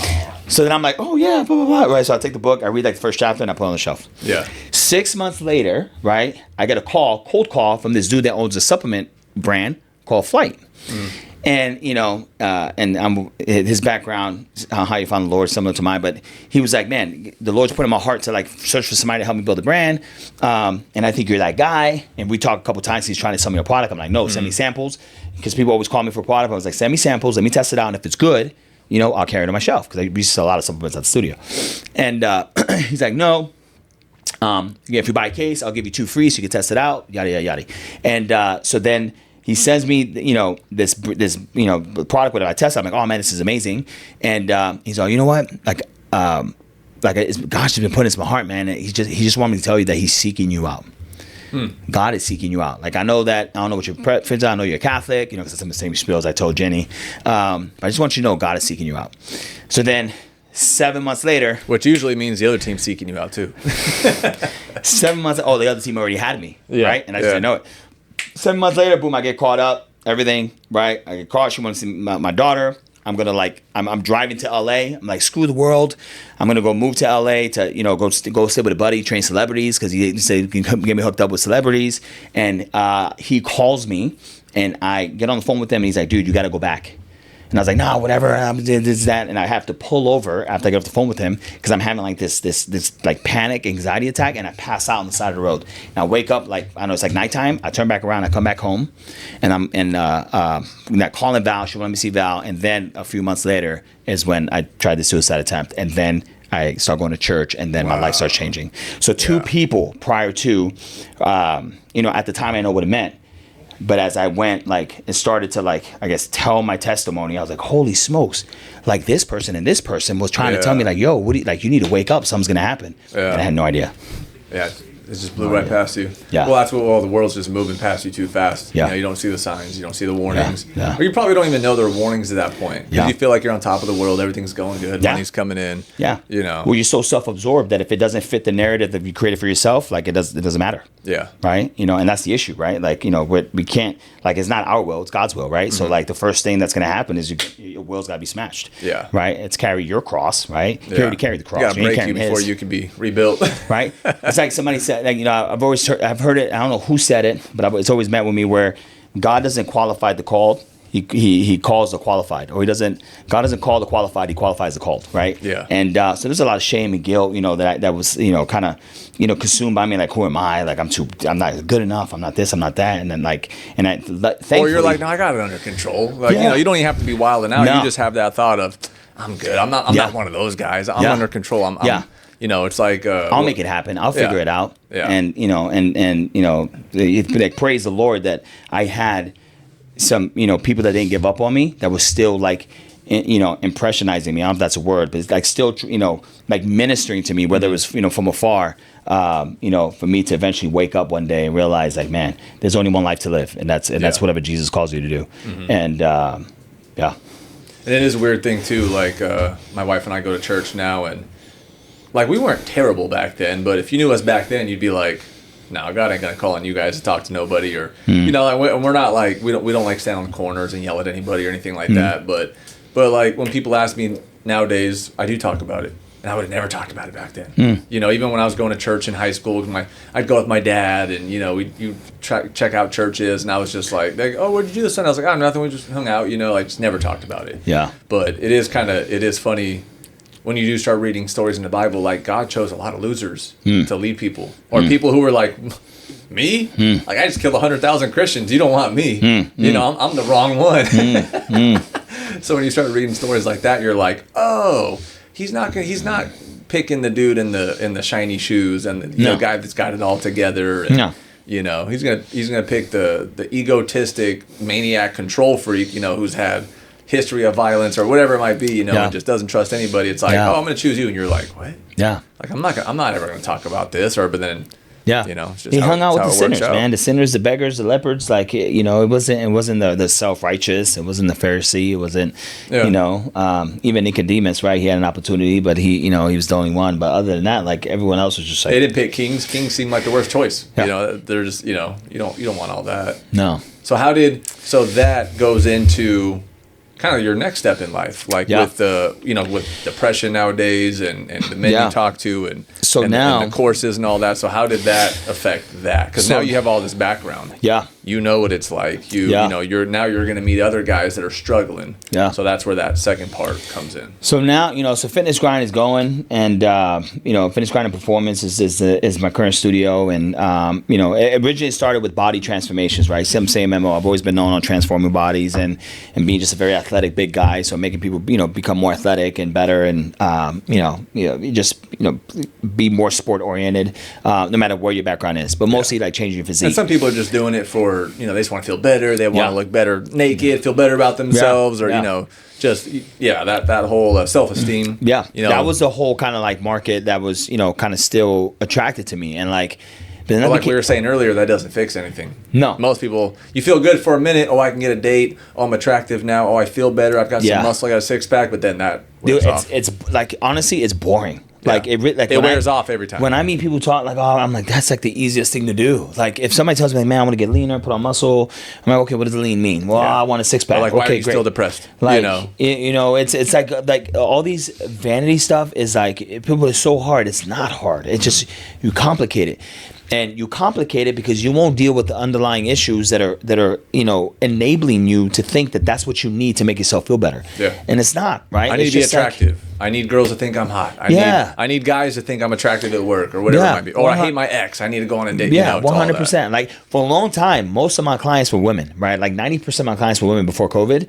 But it came to... too. When I was private training, no, they were all women. I didn't train one guy. Because women, like, men, you're like, hey, if a guy hits me up, even to this day, right? A guy hits me up, like, they're like, hey, I want to lose some weight, put on some muscle, get stronger. And I'm like, okay, cool, $500 a month, right? That's the number out there. They're like, oh, well, I kind of know what I'm doing. I used to be this, that, da, da, da, da. I just sit there, look at them. I'm like, okay. I'm like, all of a sudden, you're used to, right? I'm like, bro. And then, they'll get the question, like, hey, how much you bench? And I'm like, and I'll just start laughing. They're like, what's so funny? I'm like, bro, when's the last time a female asked you how much you bench? Yeah. Guys only do that for other dudes. Never. It's like when the girls get super dressed up. Yeah, guys don't care about all that. You guys do that for the girls. Why does it matter how much you bench? Well, I just kind of like, unless you could brag to your boys. I mean, unless you're gay, like none of that matters. Yeah.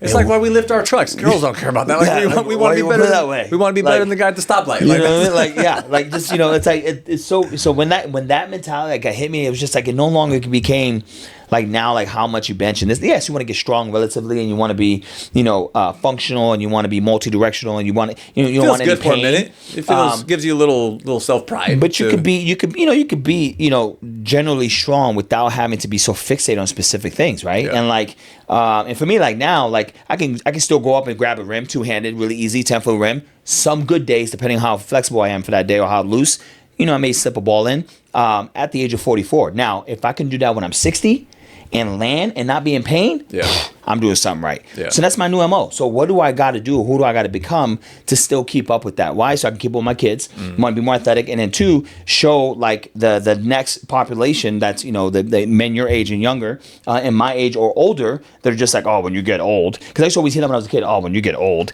Bro, I'm in the best shape of my life. Yeah. Like, and, I move. I mean, I'm not as fast as a tight end in the NFL. But I move pretty damn fast. Yeah. Athletic, laterally, right? I jump very high, still very far from my size, being 260 whatever pounds. And not to brag, it's because I've just trained that way because I don't want to be in pain for the rest of my life. Yeah. And if you want to be able to move and chase your kids around and not hurt, and being bent over to touch it, most men can't even touch the ground with their fingertips. It's crazy, right? Or even tie their shoes without being out of breath. Like I was at Disneyland on vacation a few weeks back.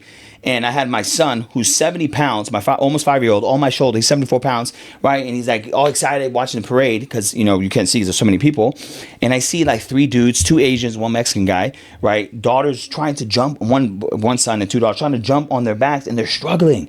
And they're looking at me, and I wanted to just hold them and just pick them up. I wanted to like slap it down like, bro, you can't pick up your daughter on your back, let alone your shoulders, so she can see the parade. Like, it's just that. Like, how out of tune are you? That's when the egotistic why I'm joining your gym kicks in. It's like, or it's either good, like, I'm getting old and I just want to be able to run with my kids or pick my kids up or not blow my back out if I run up a hill, or it's the egotistic, like that guy who asked you, how much do you bench? It's like, now that I'm older, I would ask, like, how secure are you with yourself? Yeah. That's the real question before you. I'll ask that, man, can't you ask me what my mile is? Like, your mile run? Yeah. Man, I hate running. Yeah. It's like, now I'm getting insecure because I can't.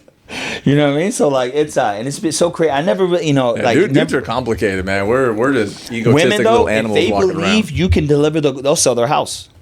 Yeah, they'll do whatever it takes, and they'll do whatever. So it was such a it was so easy to work with them because they were so dedicated. But they complained about their men so much. I'm like, dude, I should be working with their husbands, not them, right? So then little by little I started to train men, right? And then it became 50-50, and then became more men. And then I started to get people that were coming in for fitness, but as they trusted me, told me more. In reality, they were sexually assaulted, and they were just starting to when you start training people, man, you learn the whole story. They were going through a divorce, and they were just trying to, better themselves to live life again. And I'm like, wait, don't give up on your marriage. You're doing lunges with them, and you're like, wait, you did what when you were 13? No, they just start talking. This is in the interview. Yeah. They don't even trust me yet. Oh, wow. We're not clients. This is this is right here. We're talking, and they just start bawling. Like I could tell the Holy Spirit just boom, and they just unleash. I'm like, look, God brought you here for this. It is up to you to accept that. I can help guide you on this aspect, but there's deeper. And then most, jumped in, and a lot of people are like, nah, I'm just gonna. I'm like, okay, no problem. Yeah. And that's when I knew, and I'm like, okay, I can't just be a training gym. Like there's training gyms everywhere, right? Like we talked about this earlier before we started. There's more gyms than we've ever had and yet young men and women who are shredded, ripped, massively depressed out of their freaking minds. Yeah. They're starting to come out and say, I stopped bodybuilding because I was so depressed, and no shit, right? Yeah. But the regular public doesn't know that, right? Because they just see you with a fake smile, right? So that's one aspect. And then and these individuals need to be hiring trainers, right? Like myself, that understand that, not bodybuilding coaches to help their bodies look better. And then you got the other side of men like just neglecting their kids, sedating. We call it sedation with porn. With cheating on their marriages, and I'm not knocking and demoralizing. I've been there. there. Yeah. And it's just there's only one avenue that you end up at. Yeah. And so we got that aspect, and you got everybody in the middle that's collateral damage. It's your wife, it's your kids, and if you put the women that are doing the dirt too, it's the husbands and the kids, right? And then the legacy, whatever that looks like that you're growing into. So it's pride and ego that separates individual from asking for help, right? Which is why I'm so like my wife used to be so uncomfortable when I would talk about the things that I did. She's like, babe, I have to be transparent, because the reason why I got caught up is because I hid. And I was such a liar and hiding and had all these masks. And you got to believe me that God used our situation, right, to encourage why he's so amazing and how he's so real. And part of you being ashamed or mad or afraid of whatever is because you haven't really fully forgiven me, which again, these were conversations we had less than 10 years ago. Yeah. And now she doesn't trip because she knows there's a bigger purpose behind it. And I've had couples come into my studio who would bring up divorce, had the courage to tell me. I run through, little journaling, activity for 30 days. They rekindle their marriage. They go to Regen, your church program, because they can't, afford additional stuff, resources that I can send them to. Mm-hmm. That helps. And then I give them some homework, and now the Holy Spirit's in their marriage, and they're vibrant, man. I'm like, man, Lord, you did that, right? And like FGP, right? A few years back, I had a client come up to me. I was like, Coach, you know what FGP also stand for? Because you love God. I said, what? For God's purpose. I was like, oh. That's what it stands for. And the whole time when I had to rebrand, I was like, I want fitness and I want grind, because I want people to earn it. I want and I want performance. I want people to understand that, hey, it's about moving better. Yeah. And if you truly feel good, you will look good. But you can look amazing and feel like shit. Oh yeah. It can't be the other way around. Yeah. Biologically, it can't be, right? So I was like, okay, so FGP, and she was like, for gospel, and I was like, holy smokes, that's what it is. And I had no idea, right? And this was like 4 years after. It had existed, right? I'll be going on in 16 years in March, 9 as Fitness Grind. Yeah. And I was just like, wow. So now, it's Team FGP, Team for God's Purpose. Yeah. And then my next segment, which, we could talk about the Daily Grind Collective and stuff like that. So basically, so your gym has started to become that network that you went to that night with those other thousands of guys, where no judgment. That's what it will be now. Open up. Yes. They can talk, rather, because, man, it always just seems to come up nowadays, man. It seems like everyone's Bible, church, business, some of my favorite guys, like Myron Golden, the business with the church, everything's blending. I don't know if it's just because this is the avenue I'm going down now, or and I'm noticing it more. You buy a truck and everyone has it all of a sudden. It's popular now. The conversation of men's faith is 10, 15 years ago, no one was talking about men. A lot of these pastors are jacked nowadays, and they're no one was talking. Garrett White kind of started this this path, when he was trying to figure out things, and then it just branched out to bunch of different movements. PBD, real estate guy, I'm like, is it just me or is it just my bubble, my circle, or is it popular now? Yeah, every time I go on Joe Rogan, every other podcast Joe Rogan has on, we start talking about it. He starts I'm like, it seems like this is everywhere to me. It's kind of wild. And I believe, I follow and I watch his sermons. Pastor Philip Anthony Mitchell. And he talks about 2019 church, and he talks about this thing about when the end of times right now, where Jesus is coming. Now, doesn't mean the world's going to end tomorrow, next year, 10 years. We don't know, but it could be 1,000 years from now. Who knows, right? Because our timeline is not the same as God's timeline. However, it's the things that Israel, the Revelations talk about, all this stuff. I'm like, bro, I feel like we're kind of going through it right now. It's starting to happen, right? Hey, I just got here. Let's not end it too fast. The tribulation and stuff. We're far away from that, because it'll be according to the Bible, right? It'll be a Muslim, right? That'll unify, right? That'll be essentially the Antichrist, right? So I go on YouTube, bro. These Muslims and Christians are crazy. Don't be get mad at me. That's just what the text says, right? They're debating it in the streets. I see these huge podcasts, and these Muslims and Christians I'm like, man, what is going on this? I don't remember seeing this 10 years ago. Yeah. This is kind of wild. Coming to some form of agreement and understanding. I mean, there's still some fighting and things of that nature, but there's still some agreement. But that's where I think, though, that's where both teams are trying to grab as many people as they can right now. Yeah. They're recruiting. They're recruiting. Yeah. So I feel like those people that stepped into your gym, kind of you never know why you met this person. Yeah. I've met people 10, 15 years ago, and I see them today, and I'm like, we were meant to talk to. That's so wild. Or they give you something, and you're like, and then you open the book up later, and 10 years later, you open up that book, and it's like, bam, right to you, right? Like slaps you. And then so those people, I don't think are just randomly walking into your gym. I think everything is like magnets. Yeah, 100%. You know, like or even finding me online, right? So like, you know, and it's one of those things where now... Or a recommendation or, you know, or someone says, hey, you should go to this gym. And like, okay, I'll go. And then you don't know that person that referred that person, like that person was about to kill themselves. Like they needed not just a regular gym, but they ended up finding yours somehow. Yeah. You know, I just think I've learned over like the last 10 years, nothing is coincidence. No. Like at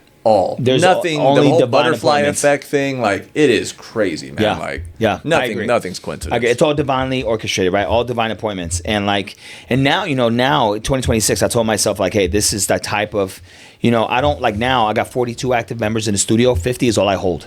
Mm-hmm. So if the 51st person comes in, they only have one option. That's to train with me one-on-one, or they can train online, but they cannot enter my facility. Yeah. So I'm tightening it up. The facility now, I'm converting it to more of an event place where, like, as my online program continues to build, and I finish my book, probably touch on that a little bit. And I build my new app as I start to build these programs where they'll come down and come to the studio and I'll just do events 1 day, 2 day, talk about anything in life, how to improve the quality of your marriage as it relates to fitness or faith or business, right? How do you merge it together, like whatever's separating the human being, in this case the man, from having a more divinely connected life with Christ, living in purpose based on what Christ calls you to do, and eliminating or identifying all the distractions. Like, come on down and let's just tackle that head on. And now the current clients that I have don't fit that modality because they've been with me for so long. I have some that have been with me since I've been open. But I'll continue to serve them and train them at the highest level as long as they want to stick around. But anyone that comes in, they kind of have to fit that mode. And up to once the 50 hits, anything after, this is the only, right? It's more, I don't want to call it life coaching because it's so like, it's like, man, it's so saturated, every Instagram right? has life coach. But it's just really, it's just peeling back the onion, right? In a place where where it's safe for you to do so. Through fitness, right? Because you've got to learn this idea of earning it, right? Like my philosophy with fitness is, it's the one thing that money can't buy. You can buy services all day, right? You can buy GLP-1s, you can buy a trainer, you can buy all this stuff. But the work has to be earned, which means you have to go and do it. Money can't buy that for you. So you have to do it. Once you earn whatever it is you're looking for, it's the one thing no one can take from you unless you let them. And I think that's why people do become addicted to the gym. Because they feel like that hard work, I did it, that last rep, got through the whole CrossFit class or got through the whole jiu-jitsu class today or whatever it is. I think, people, because, back in the day, even scientifically, like people were just meant to move. Yeah. We were meant to move way more than we're what we do supposed today. To throw efficiently, sprints. We're supposed to lift heavy things. Yeah, being under blue lights all day and in front of computer screens and Wi-Fi routers all day and then going home and then sitting longer and then watching a show and then everyone's so pretty and day by day by day. Like, that's why people become addicted to CrossFit or cycling or they go buy a motorcycle or whatever it is. It's like your brain knows there's something more out there. Yeah. But even like we were saying earlier, the gym, why are you really here? Insecurities. Or some people really just love to work out. Like, I love just feeling my heart rate up. I love the pump. I love feeling good. When I go to the gym at 5 a.m. and I get here, I feel like I'm already ahead of the day. Yeah. And I do get that. So, but I do remember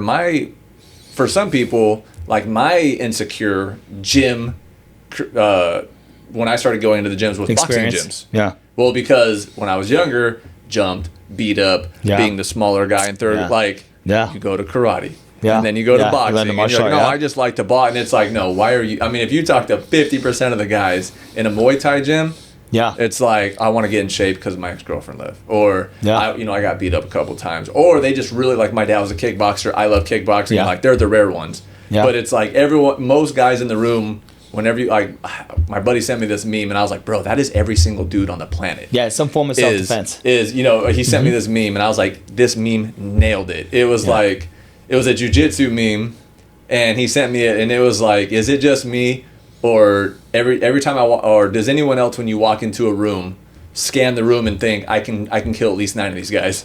And I was like, bro. I was like, I think that's every single dude with a smile on their face. We are all so insecure about ourselves. We have to oh, hey, how you doing? But you're thinking, I could probably choke about 8 of these guys out right now. Yeah. If you turn off the lights and the shit hit the fan right now, it's like, could I beat most? And I was like, that's funny. and it's super like alpha, but at the same time, I was like, you're also very insecure if you're thinking that too. And that's the first thing I usually think when I walk into a room. Like, does this guy make more money well, I don't anymore, but like when I was younger, I see the nice cars outside, going to an appointment or going to like a meeting with all these other guys, all these other insurance guys, realtors, and I was like, oh, I don't have the nicest car here. Yeah. Or, you know what I mean? Or I walk in, or I see a watch, or and I'm like, I was scanning the wrong things. Yeah. You know, and then as you become, but for some people, when you do go to the gym and you lose weight, or you put on some muscle, or you do start doing jiu-jitsu or Muay Thai, or you know how to box, you do get like a confidence, but only to a certain point. No. And then it becomes more mental again. Yeah. And then you're like, damn, I did all that, but I'm still insecure. Why? Yeah. Yeah. You know, it's like, why am I like this? Or why am I... So, you know, when you have a gym that you can go to where you can talk to somebody and you're like, oh, yeah, like half the guys I know that are like really big, either they did it for football or some type of athletic scholarship, whatever it was, or a lot of them were like, I was a small dude in high school, never had a girlfriend. Yeah. That's why I'm jacked now. Yeah. I'm like, you look great. They're like, yeah, but it took me a long time. Like, no guy wants to admit that. Yeah. That's like something like very close friends admit to you years later, like by yourselves. Yeah. At the barbecue, off on your own, you know, and it's like, man, how you doing? It's like, and you just tell they're not. And you're like, what's wrong with you? And they're just still, something's not there. They're like, I did this, I got the hottest girlfriend, I got the nice car, I'm jacked, but like, I'm still mad at that person. Yeah. You know what I mean? Yeah. And I've been trying to figure that out for years, and it's like, why are we like that? I can tell you why. Not till you're older does that finally fall off, and you're like, listen, hot wife, my kids are great, I have a success, like I'm happy. Yeah. You know, I still see like when I see a younger guy, it still bugs me when I see a younger guy in a TRX, and I'm like, fuck, the guy's got a TRX. I don't got a TRX. You know what I mean? But then I'm like, nope, get that out of here. And it's like, what is that? Yeah. You know, it's like, why are we just built with this like insecurity of like, I need more, I got to be better. It's lack of fulfillment. Yeah. That's why. So, and there's only there's only like one. Still empty. You're like, what's the one thing that can fill the emptiness? God. Christ. That's it. That's it. So, so if you still experience that, if you wrap your whole business so that it serves the Lord, doesn't serve the customer, it serves the Lord, and therefore, because the Lord wants to serve His people, He will bring to you who needs to be served. Yeah, you'll always be fulfilled. Yeah, because I think giving. He promises. Giving always feels good too. Yeah, well, because we're called to serve, right? Yeah. Like, what's the one thing He calls us to be selfless, right? So selfless means that we give and we serve. And although in Matthew, right, in the book of Matthew, talks about that the more we give, like we'll receive. That's not the reason why we should do it, but we should do it just because we were given so much that we don't deserve. So therefore, we should do it back, right? Yeah. So like, you know, so you know, when you go in this idea of just serving and giving, obviously within reason, but not with this idea of reciprocation, but because it just feels good because you honor God by doing it.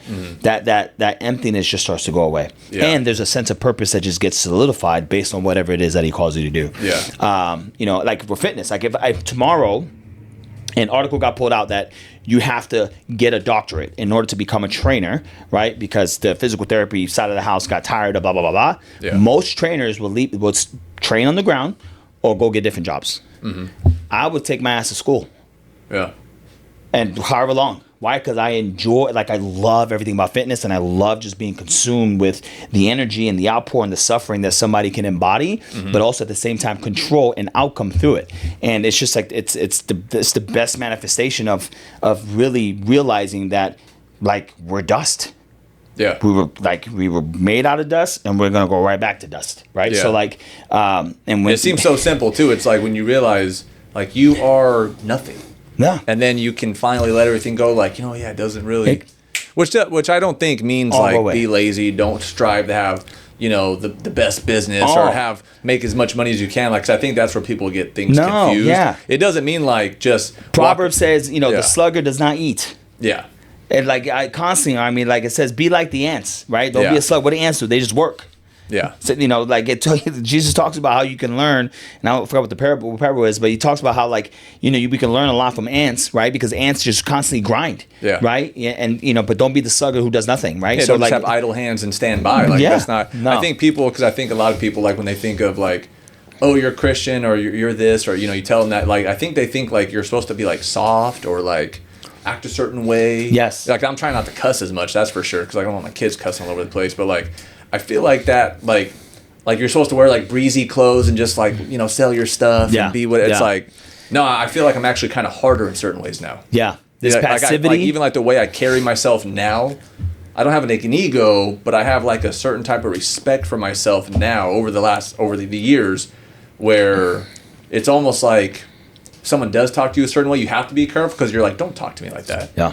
I'm worth more. You know what I mean? Like, and I feel like that's where, like with my wife, some of her friends or like people like podcasts she listens to, that's where like a lot of these women are getting their self-worth now. They're like, the Bible says that I should treat, like, you know what I mean? Like, I should treat myself this way. I should do things this way, respect myself, take pride. And then so when people do talk down to you, you're kind of like, don't talk to me like that. Yeah. You know what I mean? I think when some people become Christian or actually start reading the word, you actually become kind of harder in certain ways. And then you got to be careful because like you don't want to come off rude. Yeah. You know, like you want to be self-righteous, right? Yeah. Like, I might come off like a little too confident now. You know, like I gotta, like I don't have this ego, but it's like, no, I'm more confident in certain ways now. Yeah. You know, which I already was before, but but then like I was like kind of a prick about it. Yeah. You know, like I was Mr. Hotshot, like I could do this, like don't talk to me, like don't tell me, you know. Yeah. Oh, 100%. You know, you show up to the club with your boys and all the girls and you think you're just top shit, and it's like, but then when that leaves and that ego and you feel like you have to keep that persona for so long, you know, or have like a certain reputation for like when you're young. Yeah. You know, like you're the tough guy on the block, and then you go here, I'm the best guy here, no one in the military can outrun my mind, like I did this, but then it's like when someone beats you in something or all that's gone, you're like, well, now what do I have? Yeah. Like, dude, I got to be better than somebody, you know? And it's like, dude, you're nobody.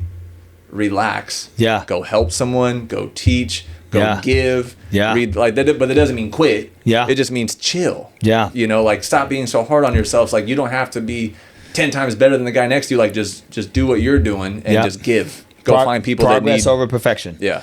You know, when I accepted, you know, Christ as Lord, like,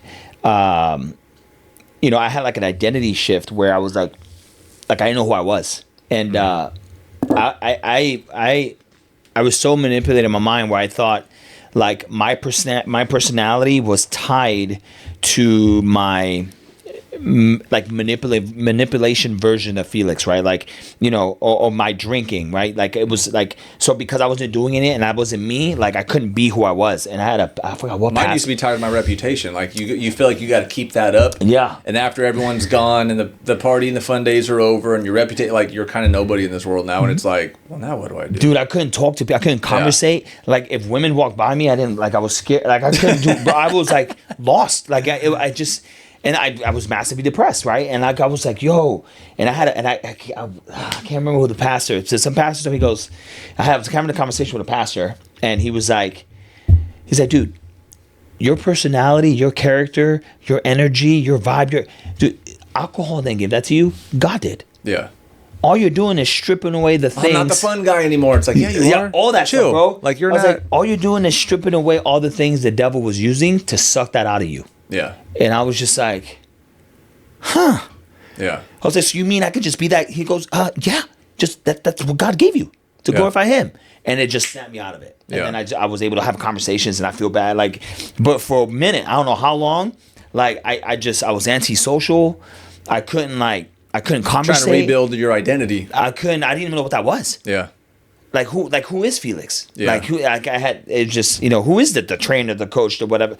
Like it was what I was showing up as. I was massively uncomfortable and I was massively fake. And probably for the first time in my life, I was the real. I was like what you saw was the realness, like what's the rawest form that you could potentially get. But in my mind, I thought it was massively fake because who I was or who I was portraying to be was in my mind a tie to these things that I let go in life. Yeah. And until that dude put it in perspective for me, I was like, holy smokes. Yeah. Thank you. And then boom, and I just kind of snapped out of it. That you just reminded me of that when you brought that up. Yeah. Well, no, that's. I mean, I used to not really know why, but I used to be obsessed with the movie Fight Club. I still am. Oh, like if you go on my Amazon Prime, like it's always like the 6th one over because I just watched it like last weekend. Every like martial artist enthusiast is like loves Fight Club. Yeah, like I've got the posters out like ridiculous. Like I almost got when I was young, I almost got tattooed on me in Durden We Trust or in Tyler Durden We Trust. Like I was getting crazy with it, but I love that. But that movie, the older I get though, every 10 years. Like when I'm rewatching it on the weekends or something, or it's just late at night and I'm up by myself,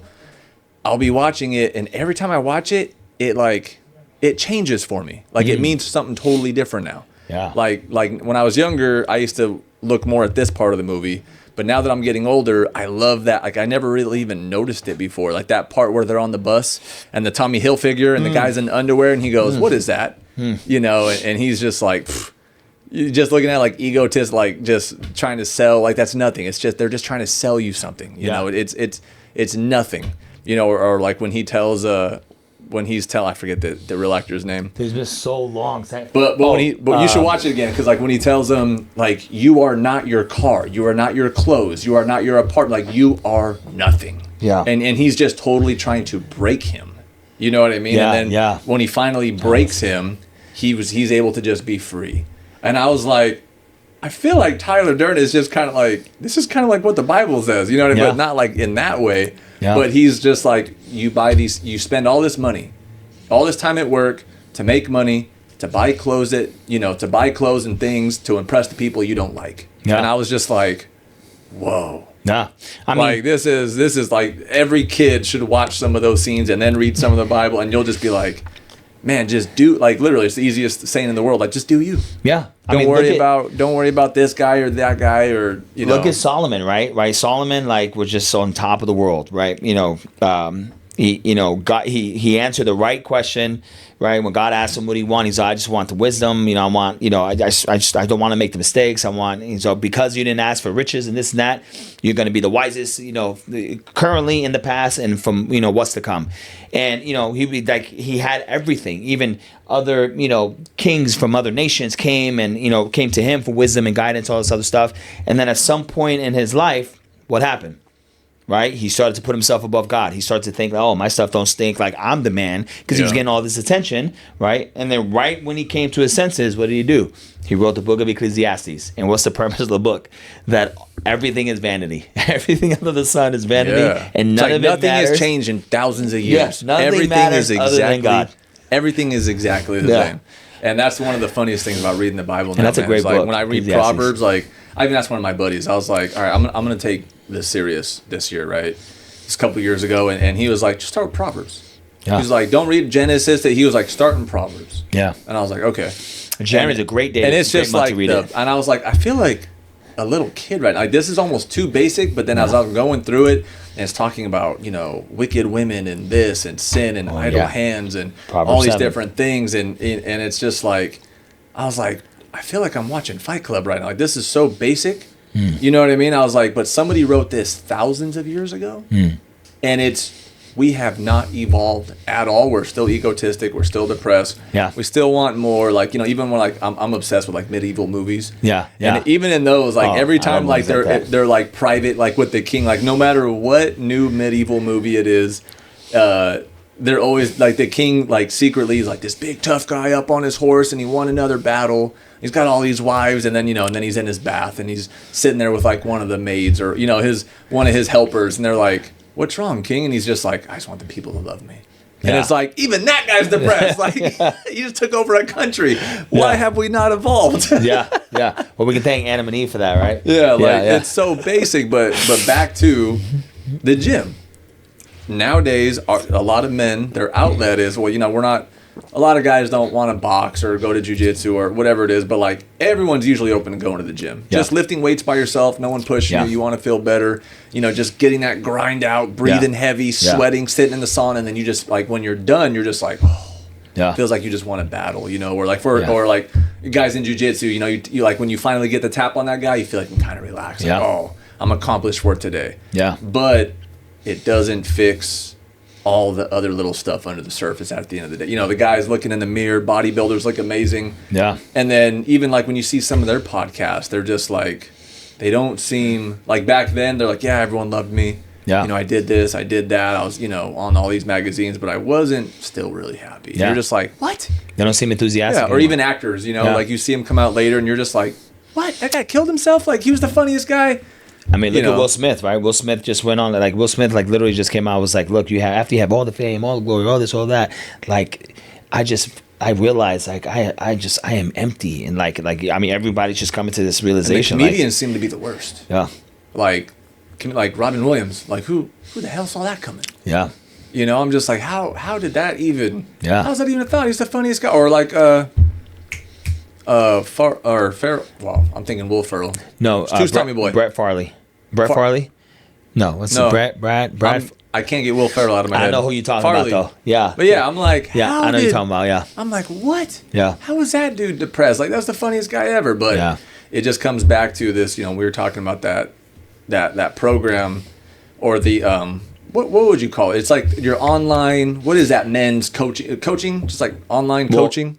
Online coaching, yeah. Your online coaching. Yeah. I call it online training, right? Because coaching is so it's such a saturated term. Yeah. But it just the reality is it's like I have a coach, right? Yeah. And so I can remember I was like, are you considered a coach, trainer, or like? Because I couldn't. You call me a trainer, or coach, but you know it's like I will always have a coach. My wife said, but you know something, why? Because there's a level of accountability that I won't do for myself. And I respect the man enough to not lie to him and to do what he asked me to do, right? And if I don't want to do it, tell him straight up and he'll punch me in the face, you know, verbally, whatever, and we'll go at it. But he has my best interest at heart. So we're not designed to be alone, right? Yeah. Some people can just be in groups where it's just, you know, there's no pay. And some people like me, I got to have skin in the game. And it's got to be somebody, not necessarily better than me or has done more than me, but somebody that I know that will go into the trenches with me, right? And then pick me up if I need to be picked up, right? Yeah. Not so much save me and carry me, but because I'm past beyond the saving part, right? Like, you know, I've already been saved. But before I would always look for a savior, right? And men, which is why I wanted attention from women and things of that nature. Right, but now I understand that. So you know, so I'll continue to have that. Right, so it's connection with other men, and unless we learn to just release the pride and ego and actually start dealing with the things that, because again, with the gym, people going to the gym, they're just they're going for a quick dopamine hit, but when that's done, it's back to reality. Yeah. Right, and it's only 1 hour out of the day, and then you're in your head the rest of the 2 or 3 hours, right? And people can and I will challenge people to prove me wrong on this, right? Like, it's because look at the kids, look at the problems we have with kids today, right? With people just say, oh, just get on the phone, right? We like my kids are addicted to the iPad, right? And I'm not constantly having to take it away, and we let them use it. I didn't think that much, but it's really a lot. So I'm constantly having to take it away and constantly pay attention to what's going on, right? So why? Because it made life a little bit easier while I was trying to get this thing done for my client. My wife's at work, or my mother-in-law who's watching the kids. She has to do some stuff. So it became a babysitting tool, right? Which is a problem because there's so many crazy online nasty predators, which we didn't get into. But it's just that's another 2 hour conversation. Dude, it's wild, right? So it's trends, and when I was in the corporate scene, I paid attention to these fitness trends. And right now, when we're in the big box trend, right, where if you have some money and you like fitness, you can open a gym, sell memberships, and you get packed out, make a lot of money. But all that's happening is men are just herding with other men, like not herding, but like herding cattle and sedating. They're just numbing. Instead of using alcohol and drugs, they're using fitness and dopamine hits, right? And visual, watching things they shouldn't be watching. But when they go home, and what they don't realize is they're downloading a lot of information that's skewing, right, their identity. And on top of that, once they're doing that, their behaviors, unbeknownst to them, based on the things they look at, is now shooting algorithmic stuff that they're viewing and watching and listening to that they shouldn't be listening to. So how do you break that pattern? By being in tune with another man.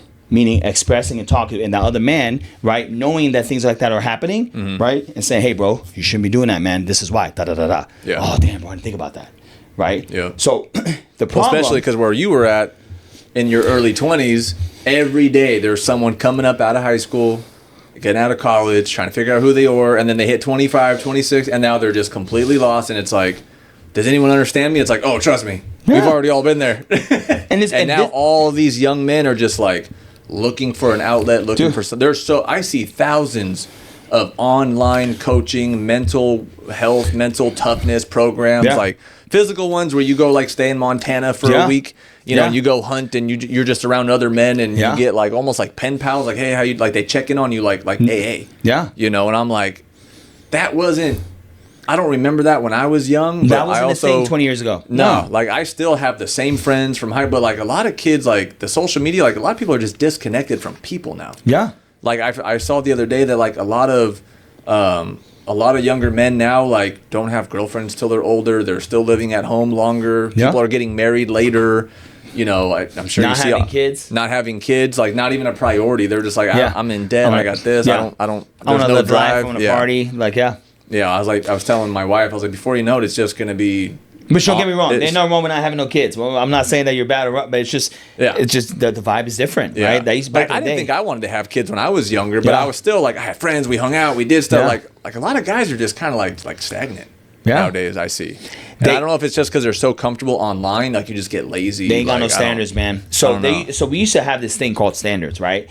And like testosterone's just dropping off nowadays. Dude, and like, and now it's just, we're like, settling is just good enough to not even get by anymore. It's just good enough to actually be ahead. Yeah. So based on technology today.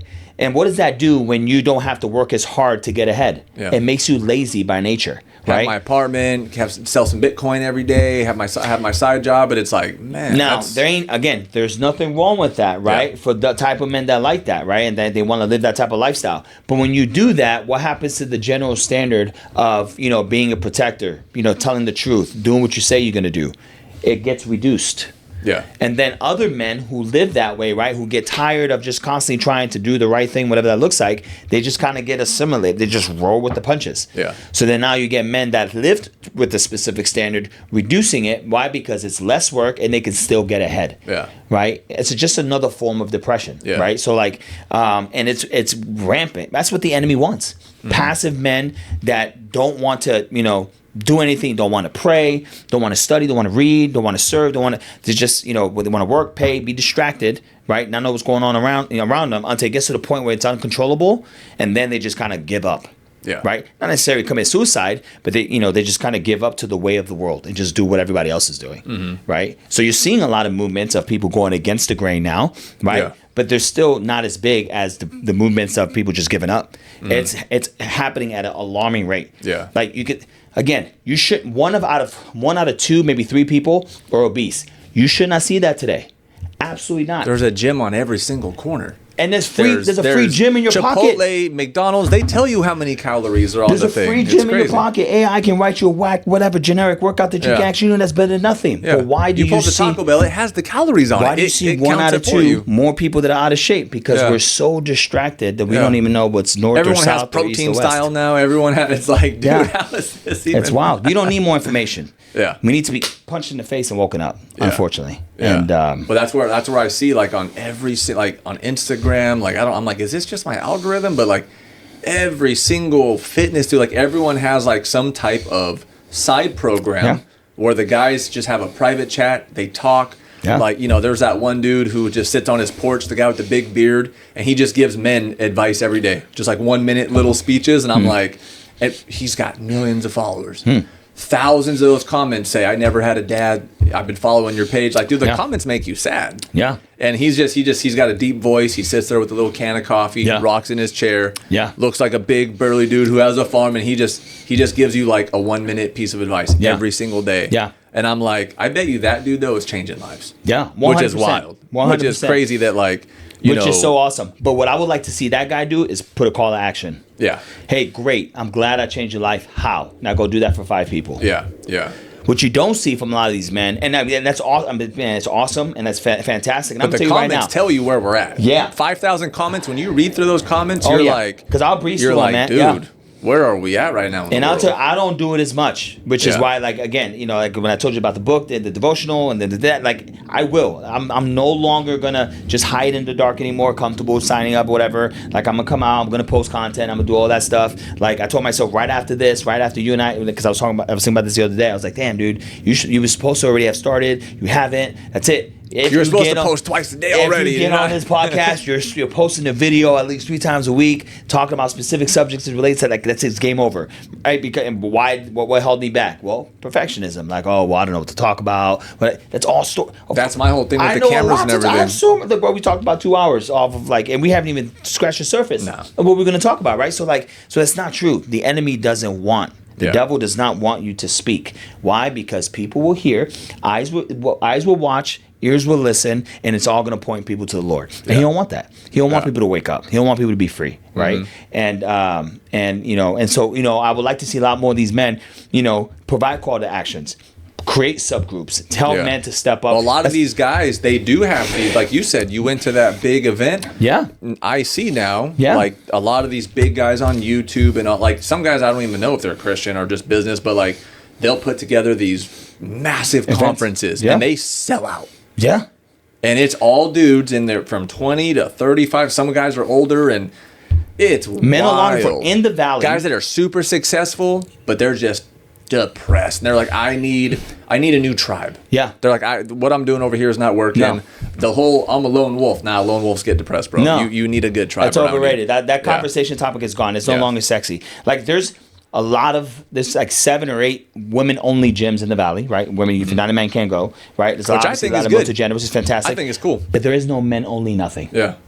Well, if men do it only, then people pick that. Women can have their own, but if men do it, then a certain group will come after the men only group. I'm the only one. I'm telling you right now, people listen, I'm the only one that's going to have a men only thing, right? Yeah. I have women that I train and they can be a part of the ecosystem and they love me and they can be around. But my conversation is going to come after, the women that I've trained that I love so dearly, right? Who are like my mom, my sisters, my nieces, right? That have either been divorced or been whatever. Like I'm going after those dudes, right? Like now there's going to be something. And they're looking for somewhere to go in the valley that whether it's online, in person, whatever, that's going to start waking people up, right? They won't have to be looking nationwide for something because it's going to exist. Yeah. This 100 devotional book is going to be a start. It's going to be 100 days of intense reading, right? What the scriptures say on how you should be a man, divinely living, right, to a divine mandate, right, that Christ calls you to live.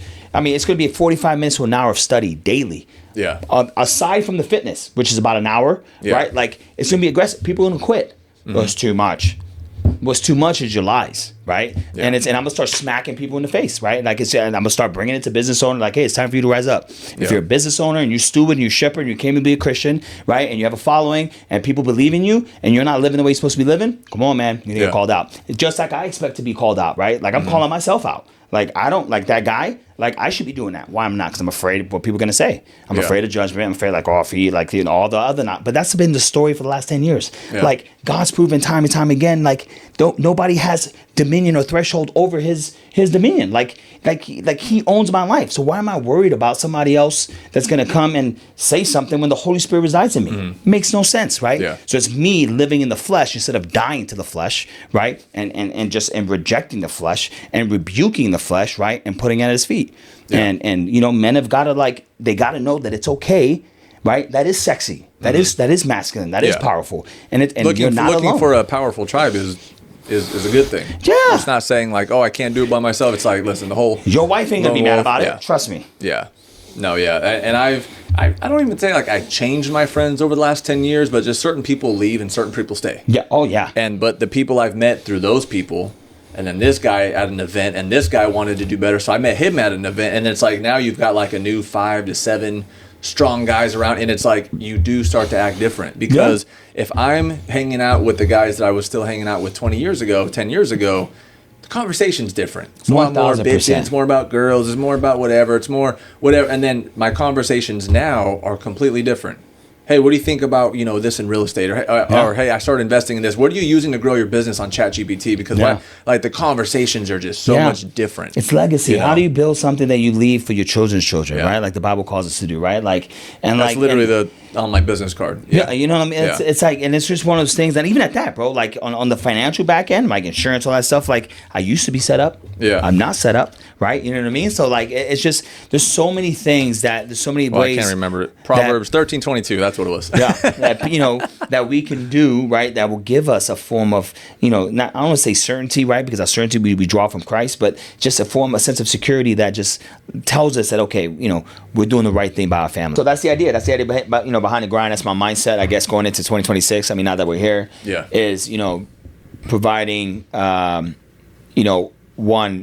like a real raw experience for men to like truly show up the way they are. Like how they would, like how church should have, in my opinion, should have conversations, but they really don't. And, and we'll get to, a pastor that's been, in ministry for 30 years to kind of trip because they may have messed up and they hide, and eventually what they hide just comes to fruition. And doesn't mean that they're bad people. It's just we forget that they're human, right? And instead of casting stones and throwing blows and just really demonizing somebody, looking at their humanity first and being able to allow them to accept responsibility, find a sense of direction to change, right? Repent, and on their knees ask the Lord for forgiveness, and then work on restoring whatever they destroyed. And I've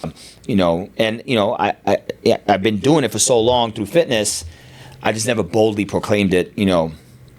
That is something that the Lord has really pushed me to do. And with this, fitness devotion, it's gonna be big, man. It's like almost done too. I just gotta kind of get it printed into like a cool book. I want to make it all black with white letters. But it's gonna be 500 pages plus, and it's 100 days, and it's called 100, right? And whoever finishes a program, that's their pod, whatever, that's like their squad, right? So if there's like 30 left that they didn't give up quick because it was too heavy, then those men get to ride together under my stewardship, and then a leader stepping up, and then it's designed to for that man to create their own. Right, and now they just start, speaking the word of God and ministering, through fitness and through discipleship, right, in that specific program, right, all guided, in their environment, whether if they're in insurance or real estate, or they're just, a dad, whether you're just killing it or just getting started, or just doesn't matter who you are, man. Like it's at the end of the day, and that's where you meet more opportunity. People that are just like-minded, and people that are, especially like, there's guys that are going to be a little bit further in life, and then their situation and their demons are different. And then you got the guys that are coming up that are going from boys to men. And then you got the guys that already have the experience, and they're like, listen, don't do this, where they want to talk about wife problems, kid problems, or just getting started problems. Where am I at my life? Like everyone's, some people are going to have their black belts, at 35, 45 years old. And then so the white belts are coming up, and then but we can still learn stuff from them too. So you need a lot more men, I think, are just looking for a better tribe. It's a unified experience, not like an outlet, but just a better tribe. People where there's no judgment. It's not one above the other.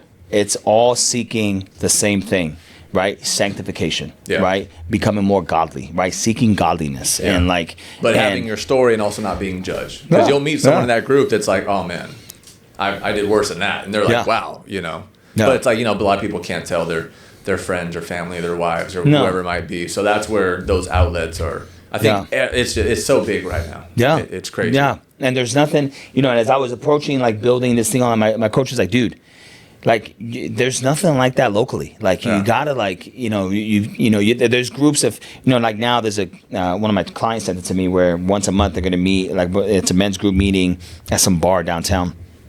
Like on the Sky Lounge or something, and they're just gonna talk about real conversation like depression and whatever, once a month, right? There was nothing spiritual about it, and not to say that every conversation has to be spiritual, but like I've tried it all. I've tried the secular conversations. I've tried and I'm gonna tell you right now, in my experience, and for people that know me, anybody that watches that know me, like I've done some crazy stuff. Like what's created the most change is the spiritual conversation. You notice I've never said religion, right? It's the spiritual conversation, right? Is this who am I in Christ? Like, who is he to me? Who is God to me? And not me, that I'm God-like. No, none of that. It's the divinity that's in me because I accepted Christ and him gifting me the Holy Spirit in me to help guide me and discern me, and be essentially a guide, in life, and then being able to share that with other men, with no blemish and no, not worried about what you're going to be, looked at, and then work out and feel good and look good and be able, just what I think fellowshipping should be, as opposed to just, sitting down and reading and doing, not that all that stuff, Bible studies, all that's coming. I'll be doing that virtually and in person, but it's just men need to learn what it's like to grind, and really and suffer, and find joy in it, right? Like James 1:2-4 says, consider it joy, right? Because you'll persevere and you'll lack nothing in Him, right? Who's Him? God. So it's exciting, man. It's exciting. I look forward to it, bro. I know that thing's going to grow like crazy, and we'll probably have to have you come in once a month, man, and we'll just talk on current events and scientific studies and, just different things like we did today, man. So a lot more to come. But man, thanks for being here, bro. I really appreciate it. I know you got to get going. And then tell everyone one more time, like Instagram, so my Instagram website. is, coachfelix.fgp. My current website, that works well. Because I got the dailygrindcollective.com. You can inquire for some information in there, but that's my current new app. Okay. And I'll put the links down below too. Which is live and ready to go. Like I'm ready to submit it to the App Store. This thing is like, and I got to show you it. This thing is like, there's nothing like it on the App Store for sure. I'm looking, I haven't found nothing like it. It's phenomenal. It took me about 5 months to build. It's just been wild. So there's teamfgp.com, fgperformance.com. That's in my studio. They're kind of both the same. And then dailygrindcollective.com. That's my existing online training, which is called Daily Grind Collective. Daily Grind meaning that you wake up daily and you earn, you keep what you earn, right? Essentially what that stands for. Awesome, man. Well, we'll post it all down below too, bro. Appreciate it. We'll have you on in a couple more weeks. We'll do follow-up updates on everything going on in the world today, because we didn't even catch up on current events or nothing. So all the craziness with child trafficking and human trafficking. Protect your children, dads. Protect pay attention to what they're watching. Get them into sports, but don't just drop them off so they can be babysat. We didn't even get into. We didn't even get into sports, man. No. We'll do this again pretty soon. Yeah. So yeah. Well, I appreciate it, bro. Cool. I'll put all the links down at the bottom. All right, bud. All right, man.